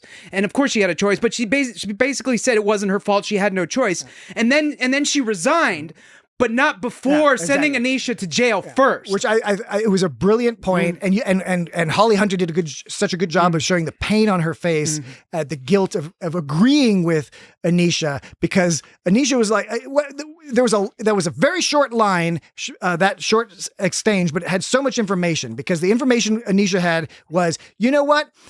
Maybe somebody else would have done the same thing. Maybe I would have ended up in jail either way, anyways. But you are the one who actually did it. Right. And yes, you resigned afterwards. Fine. Great. Okay. You could have resigned beforehand. Yeah. And the person after you could have resigned beforehand. And not only that... to make the point that this was wrong. And not only that, she goes, and you got your job back anyways, and just this time as a teacher, so it's not like you're suffering. You really suffered that hard for it, according to Anisha. According to Anisha. Yeah. Which she feels a little different later when Ake, I think, does a convincing job of saying, like, actually, no, this is fucked me up pretty bad. So yeah, right. And so then we get to the next part where Ake says, she's like, well, if this is a real trial, I should get some questions too. This is where the whole trial shtick that News Braca has starts blowing up in his face. Backfires. He's trying to do this clever thing, but he does. But then she's starting to take advantage of that, you know. So she's starting to use this against him. He was trying to be a smartass and it fucked him. So she brings up Lieutenant Kamu Lee, who is the pilot. Who he was the one who died. What's a pilot? Sorry, I know it's a Pulp Fiction joke. It's fair enough. Normally, Dan makes the "What's a pilot" joke. Yeah, this is a reference to Pulp Fiction. John Travolta doesn't know what a TV pilot is, and Sam Jackson explains it to him. That wasn't so hard, was it? I like how she said that. That wasn't so hard, was it? It wasn't hard, so was it? That wasn't so. So Akamu Lee, that was the pilot who we hear at the beginning when she got sent away, and they're talking about, oh, Starfleet officer died when you stole the shit you stole or whatever, and it was this guy who, of course, it was his last mission. Yeah. It was his last mission. He was about to retire. It was Lethal Weapon. Yeah, I know. Fuck, man. But of course, it was also a really brilliant... I'm getting too old for this shit. A brilliant example of... I mean, we care to some degree, but before he was just a pilot. Now we know him as a person. And all of a sudden it feels different to know that this was... I don't know if I'd classify it as brilliant, but it was good. Okay. Maybe I'm being a little bit generous with the brilliant bit, but just from a thematic and a storytelling point of view, I think in the context of the show, she's saying that to Anisha. Yeah, right. But I think it's meant to also get to the audience a little bit too, because you're humanizing this person. That classic thing where the audience probably even forgot about. Oh yeah, I forgot. You know, he's from Federation. He's from Hawaii. He had a braid or whatever. You know, it's like pointing out, making him seem like more of a person. He was a bad singer. Yeah, he was a bad singer. He's making more like she's giving him a personality and making him. It's like when you name the animal that you're going to slaughter or whatever. You know, you're supposed to. You know, like it's like when you have an animal and I'm not trying to compare him to an animal. I'm saying, like, you know, when you humanize something or when you give something a trait, it makes them more real and it makes it connect more with you. Yeah. And then so far so good. So when she so she says that and so she's winning her over with this Akamu Lee speech. You can see that and Braca knew it at this point. Braca's like, uh-oh, the tides are starting to turn. He's starting to feel guilty. He's like, uh-oh, this is getting fucked up. And then she gives a line, there's so much anger in the universe, so much atrocity. All of it started with some guy saying what Noose is saying right now. It's you or them. Your hate will set you free. And so far, so good. And Braca's worried. And then Aki says, you hate me. And then it all falls apart. And Anisha's like, yeah, I do. You know, and then Braca's like, yes. Like at that point, after she's like, you hate me. And that's when it all turns around. Braca knows it. And I don't know if she shouldn't have asked her if she hated her. I don't know. But it seems like she was really close. And then when she said, you hate me, it reminded her or something that she hates her. I don't know. I didn't personally take that as I thought that was a rhetorical tactic that Ake was using. I thought it was a tactic that failed. I don't think it failed. I think getting her to respond like, yes, I hate you, was the kind of thing where then somebody immediately reflects back and is like, oh shit, like, like, what am I saying? Because like Nusbraka is here being all maniacal and stuff. But the thing is the one actually causing the problem. Yeah, but that's not what ended up happening though. What ended up happening is that's when that leads to her directly saying you're guilty. Because but she is guilty. But I think it was a correct verdict. What? To me, rhetorically, her saying that Ake was guilty was thematically important because Ake is guilty. She feels guilty. She believes she deserves the punishment to some degree, not all this other Nusbraka stuff, but between her and Anisha, she's like, I am guilty. But Ake's point is, you were also guilty. And that's, I think, what's happening in this moment is she's like, you're guilty. But on the look on Tatiana Maslany's face is to me, is she's saying like, I'm realizing shit, like, I'm also like the guilt is emerging. It's always been there. I don't think Ake's goal was to get a guilty verdict on this because the guilty verdict would have sent her to like anti-Federation prison or whatever. I don't think that was an issue. I think Ake is just trying to spin out as much time as possible here. Because Ake didn't look exactly pleased when Anisha said guilty. I'm sure she didn't feel great about it. Yeah. Yeah. So I don't think Ake's goal was to get Anisha to say you're guilty. I'm saying what I'm suggesting. Maybe I'm totally wrong here. I think Ake was trying to run out the clock. I'm not saying she was delighted to be accused of being guilty or whatever. I think it didn't matter so much at this point because it's just like, let's just keep these proceedings going on. But okay. Anyways, at this point, regardless, at this point, that's when Anisha basically, after this all goes down, Anisha accuses Ake, or claims that Ake is guilty, and then Anisha looks conflicted about it. We talked about this before. On the one hand, she hates Ake, but on the other, making Ake guilty makes it so she implicitly is supporting Braca, who she has mixed feelings about at best. And she at least knows the whole crew is fucked up. But Braca, she's got some weird connection. Like Braca's whole crew, she knows fuck them, but like she has this weird connection with Braca. And then we're getting close to the end here. Then Braca is like, okay, time to fuck Aki's shit up. We're winning. I won. Everything's great. Yay. We're super cool. This worked. I'm so awesome. When the dude is like, hey, a ship's coming. It's got one dude. One guy. It's Caleb Meir. And he's asking for asylum. And then Anisha's like, uh-oh. And Braca's like, so glad you can join us. But you can tell he's not glad at all. Well, and this is where I think the seeds of him realizing that things are slipping a little out of his control. Caleb asking for asylum, first tactical move that's great because it's like the way everything has been framed is like, it's this legal proceeding. You're this and Nusbraka, you're the savior. Yeah, and you're the savior, and I'm the kid that you said that this federation was so terrible. And we're a legitimate organization. Yeah. I want asylum. Yeah, so let me join up, let me show up. Yeah. And then like when he starts talking shit and talking about how awesome Starfleet is, Nusbraka is like bitter about it, but he's back. He's in a corner. Well, yeah. So that's why Caleb uses the trial and free speech thing against Braca. He goes like, you made me a part of this. Now you want to silence me in front of the entire quadrant. And so Braca knows he has no choice but to let him talk. He's dug himself that hole. Like there's no way he can keep up this facade without like he's like Caleb like pulled some word judo on him. Word judo. So Caleb talks, and he manages to simultaneously convince his mom that Ake is not so bad, and he manages to super apologize to his friends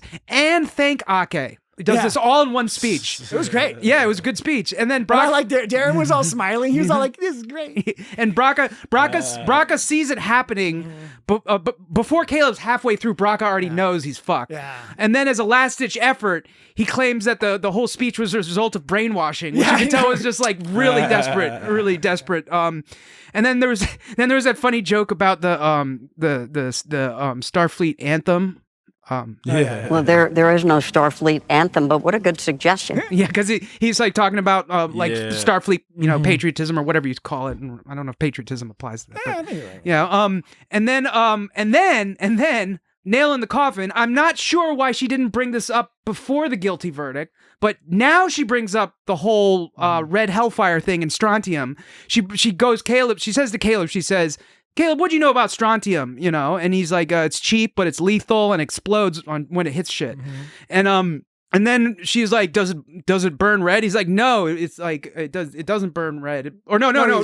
Wait, what color is it? What color is it? Red. Yeah, Actually, it does burn red. It does burn red. It's Anisha who says it's red. I think. Okay, I think you're right. You're right. And you're right. So okay, we discover that none of the explosions from Federation cause redness. It's all blue and green. Yeah. Which is what we've seen during, third season and on Discovery. And strontium burns red, is what Anisha says. Mm-hmm. And so that's when we discover that it was more evidence that that the Federation didn't fire back, that it was just his dad was a fuck up and he missed, and he ended up blowing up the atmosphere in their own planet because he fucked it up. And so yeah, that would have been a great point to bring up earlier. I don't know why she didn't bring that up earlier. Less dramatic. Yeah, right. I mean, it just seems like, I don't know. But yeah, less dramatic. But this is the first time after that happens, this is the first time we see a Noose Braca sad. Yeah. This is the only time that, like, because even when at the beginning when he's getting thrown in jail, he's like, ha ha, fuck you guys, ha ha. Now he's like, no, that's a lie. Yeah. That's a lie. And when he, of course, tries to That's a lie! trigger the business, and the business don't work. Oh yeah, that's the other thing. Well, that not before all of his fans zip away. They're all like, "Fuck this guy," Which is what which puts him in like the dog backed into the corner type situation where he's like, okay, I'm gonna click the button and I'm gonna look like a jackass because the button's all being like. Part of me feels a little bad for Braca because it sucks when you think you've won something for sure and then it just gets taken away from you. Well, and some of it's the arrogance, right? Some of these mistakes he made along the way. I mean, I don't really feel bad for him, but it's always a bummer when someone like is all happy about something and then it's just taken from him. But it's also a lesson, right? Yeah. It's a lesson that if you're going to be an evil mastermind, be patient, be calm, don't believe your own propaganda. Don't screw it up. Don't Please. screw it up. Please. Be rational about it in when you attempt to take over the world and do evil, terrible things. Yeah. Otherwise, people will make fun of you. Oh, don't want that. Here's some doctor words. You want to hear some doctor words? I do want to hear some doctor words. There's glue in the shoe. The glue is the bond. Find the glue on your shoe. Don't cross the Rubincon with glue on your shoes. Sam hewed shoes. Find the shoe. Sam, who used all the glue? Reuben will tango parrot shoes to the mango patch. Don't cross the Rubincon. The bonding. Use more glue. I've heard aphasia is very scary. It happened to that newsreader at that one point. I forget exactly why, but something happened. She just started talking all goofy. Now, but he didn't have aphasia. Well, no, aphasia is different than and I was looking this up because there's aphasia, which is when your words don't connect to what you're thinking. Gerbil, go. And then there is aphasia. Oh, go. Aphasia with a G is where you do not or cannot swallow, which sounds even more horrifying. So there's a couple of medical facts for you. I had a bugaboo. Pop quiz. I had a minor bugaboo. I think I heard this right. At one point, Caleb he's explaining the difficulty of warping into the system where Noose Braca is because they have, quote, over 167 moons. Oh, right. And I'm like, you don't have to, you don't say over, like, what do you mean 168? Yeah, right. 169? Like, if you say like over like 150 moons or something, it's like, I get it. It's like, okay, but like over 167. You don't pick an odd number. Yeah. Not a big deal. Right. A little weird. I made a promise to Caleb Muir to find his mother. There was also a part. I made a promise, Mr. A promise. So here's the thing. I've got a couple of those too. At one point where Caleb is talking with Tarima, and he's the shit's going down, and he's trying to figure out, he's got an idea, and he says, "Do you trust me?" And that immediately made me think of this. What? Do you trust me? Yes.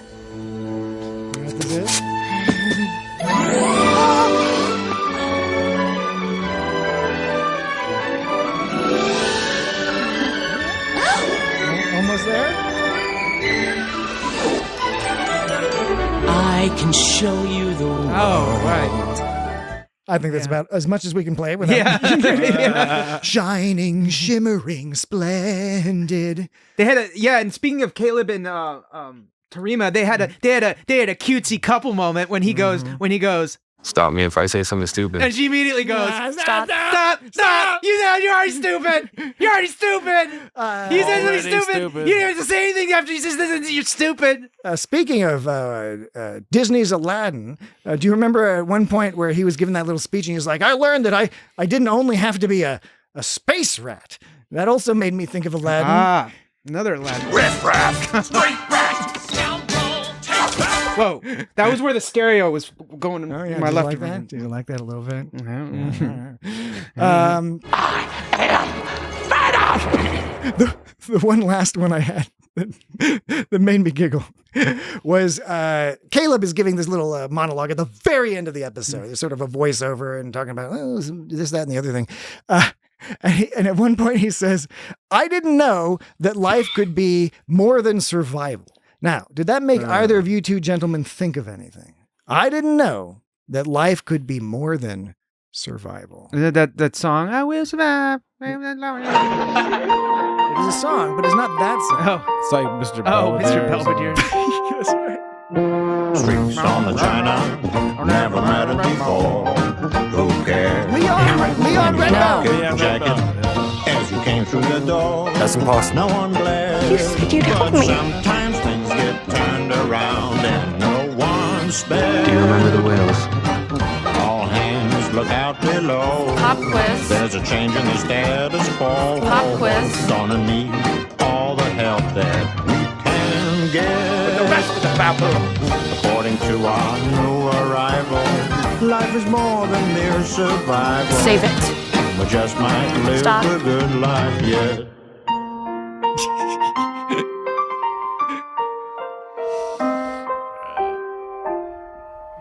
Stop. With Bob Uecker. Mr. Belvedere, Bob Uecker.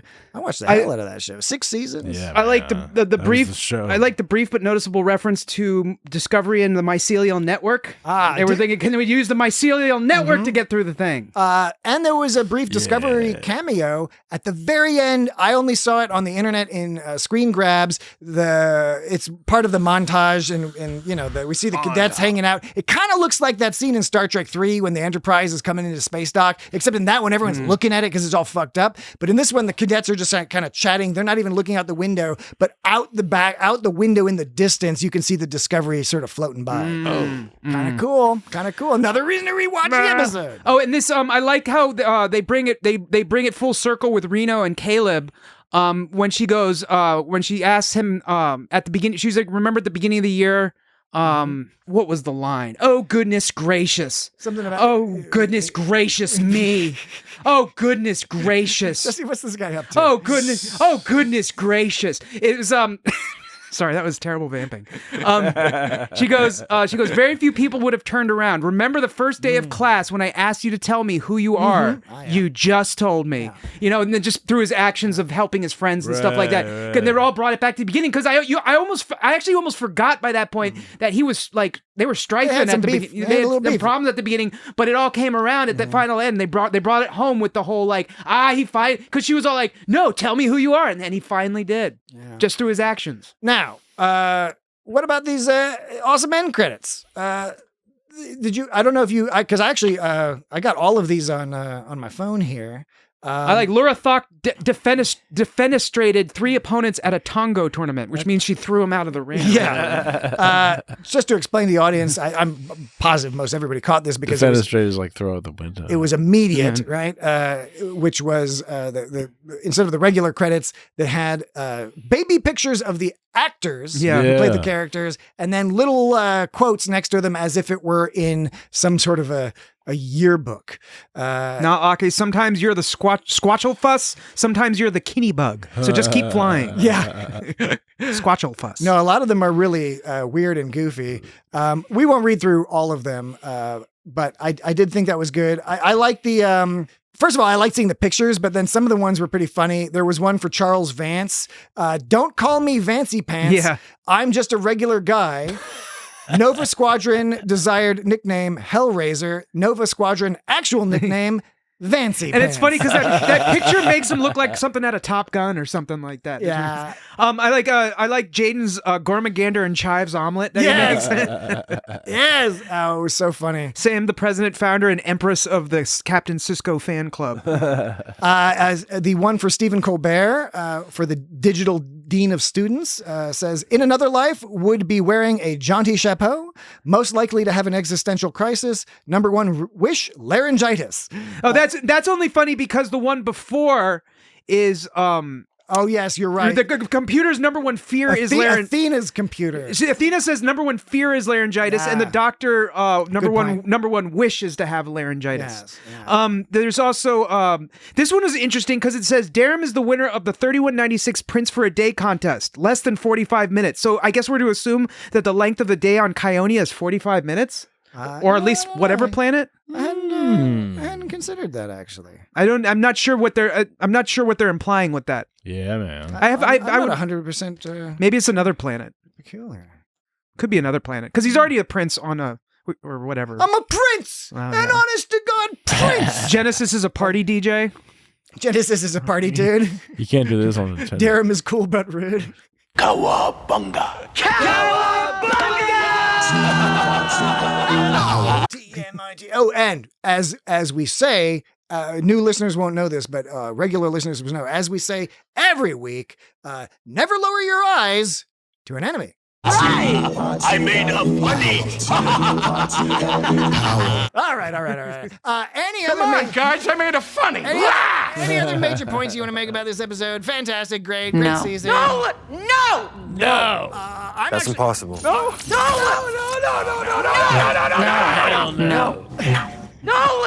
I'm planning on actually, I'm really planning on rewatching this whole season. Yeah, man. Soonish, and it's been a long time. None of the other Treks I've enjoyed to one degree or another. Most of the new Trek, with there's ups and downs and stuff like that.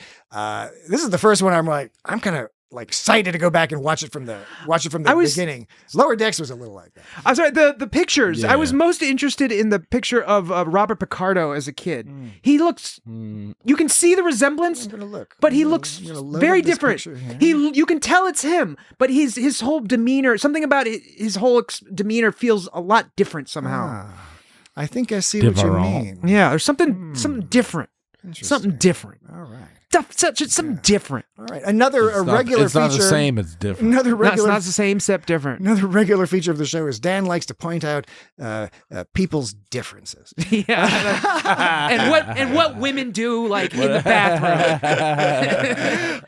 Okay. So we gotta end this shit. Yeah, that was our discussion, all of our discussions of the wonderful first season of Star Trek Starfleet Academy. Oh yeah. Next week. Oh, there was a Trima's amazing scene. Remember the Trima is amazing when she pulled the magical mind shit, and everyone, even Reno, was like, "Whoa!" It was like the sort of magical mystical moment where everyone was like, "Oh!" They'll be broken up by after the summer's over.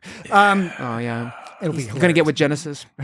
Genesis does what Tarima don't. That's a joke some people will get. Other people will think I'm saying something offensive, but people. Genesis does. 16-bit arcade graphics. People who know the whole advertising thing about Genesis does what Nintendo don't, they'll understand I'm not being misogynistic. I'm being hilarious. Yes, very funny. Yes, very droll, quite droll. Trade Next week, again for folks who don't know, we cover New Trek when New Trek is on. When it's not, we have Dan's algorithm. Dan has an algorithm that slurps up one of our previous podcasts and then gives us a list of episodes that we should discuss. And we decided we're going to stick on the reviewing first season Trek train. That vibe is kind of fun. So we're going to go all the way back to 1988. With the rest of the baboon. February 1988. February. And we're going to discuss the season 1 TNG episode, When the Bough Breaks.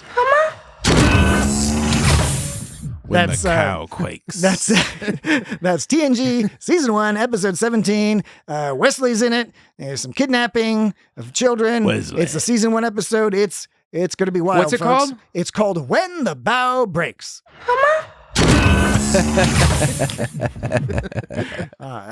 Imagine all sorts of that kind of thing, except with TNG. Yeah. So tune in next week. In the meantime, website, itsgotstartrek.com and patreon.com/itsgotstartrek and Cadet Clark to the bridge. Send a review, get a YouTube, haiku. Facebook, yeah, if you write a F review, you. Dan will write a haiku. Yeah, all that business. All right.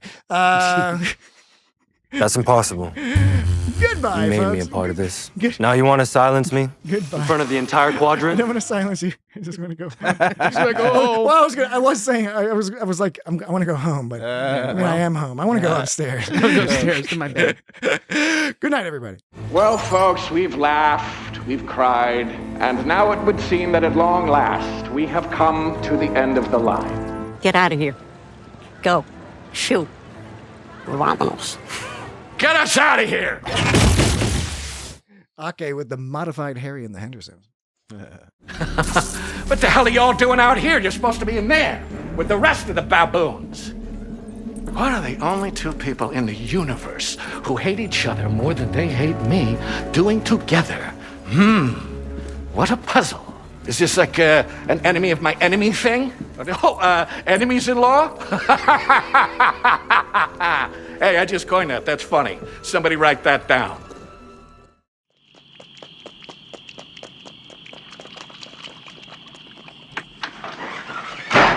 It's 106 miles to Chicago. We got a full tank of gas, half a pack of cigarettes. It's dark, and we're wearing sunglasses. Hit it.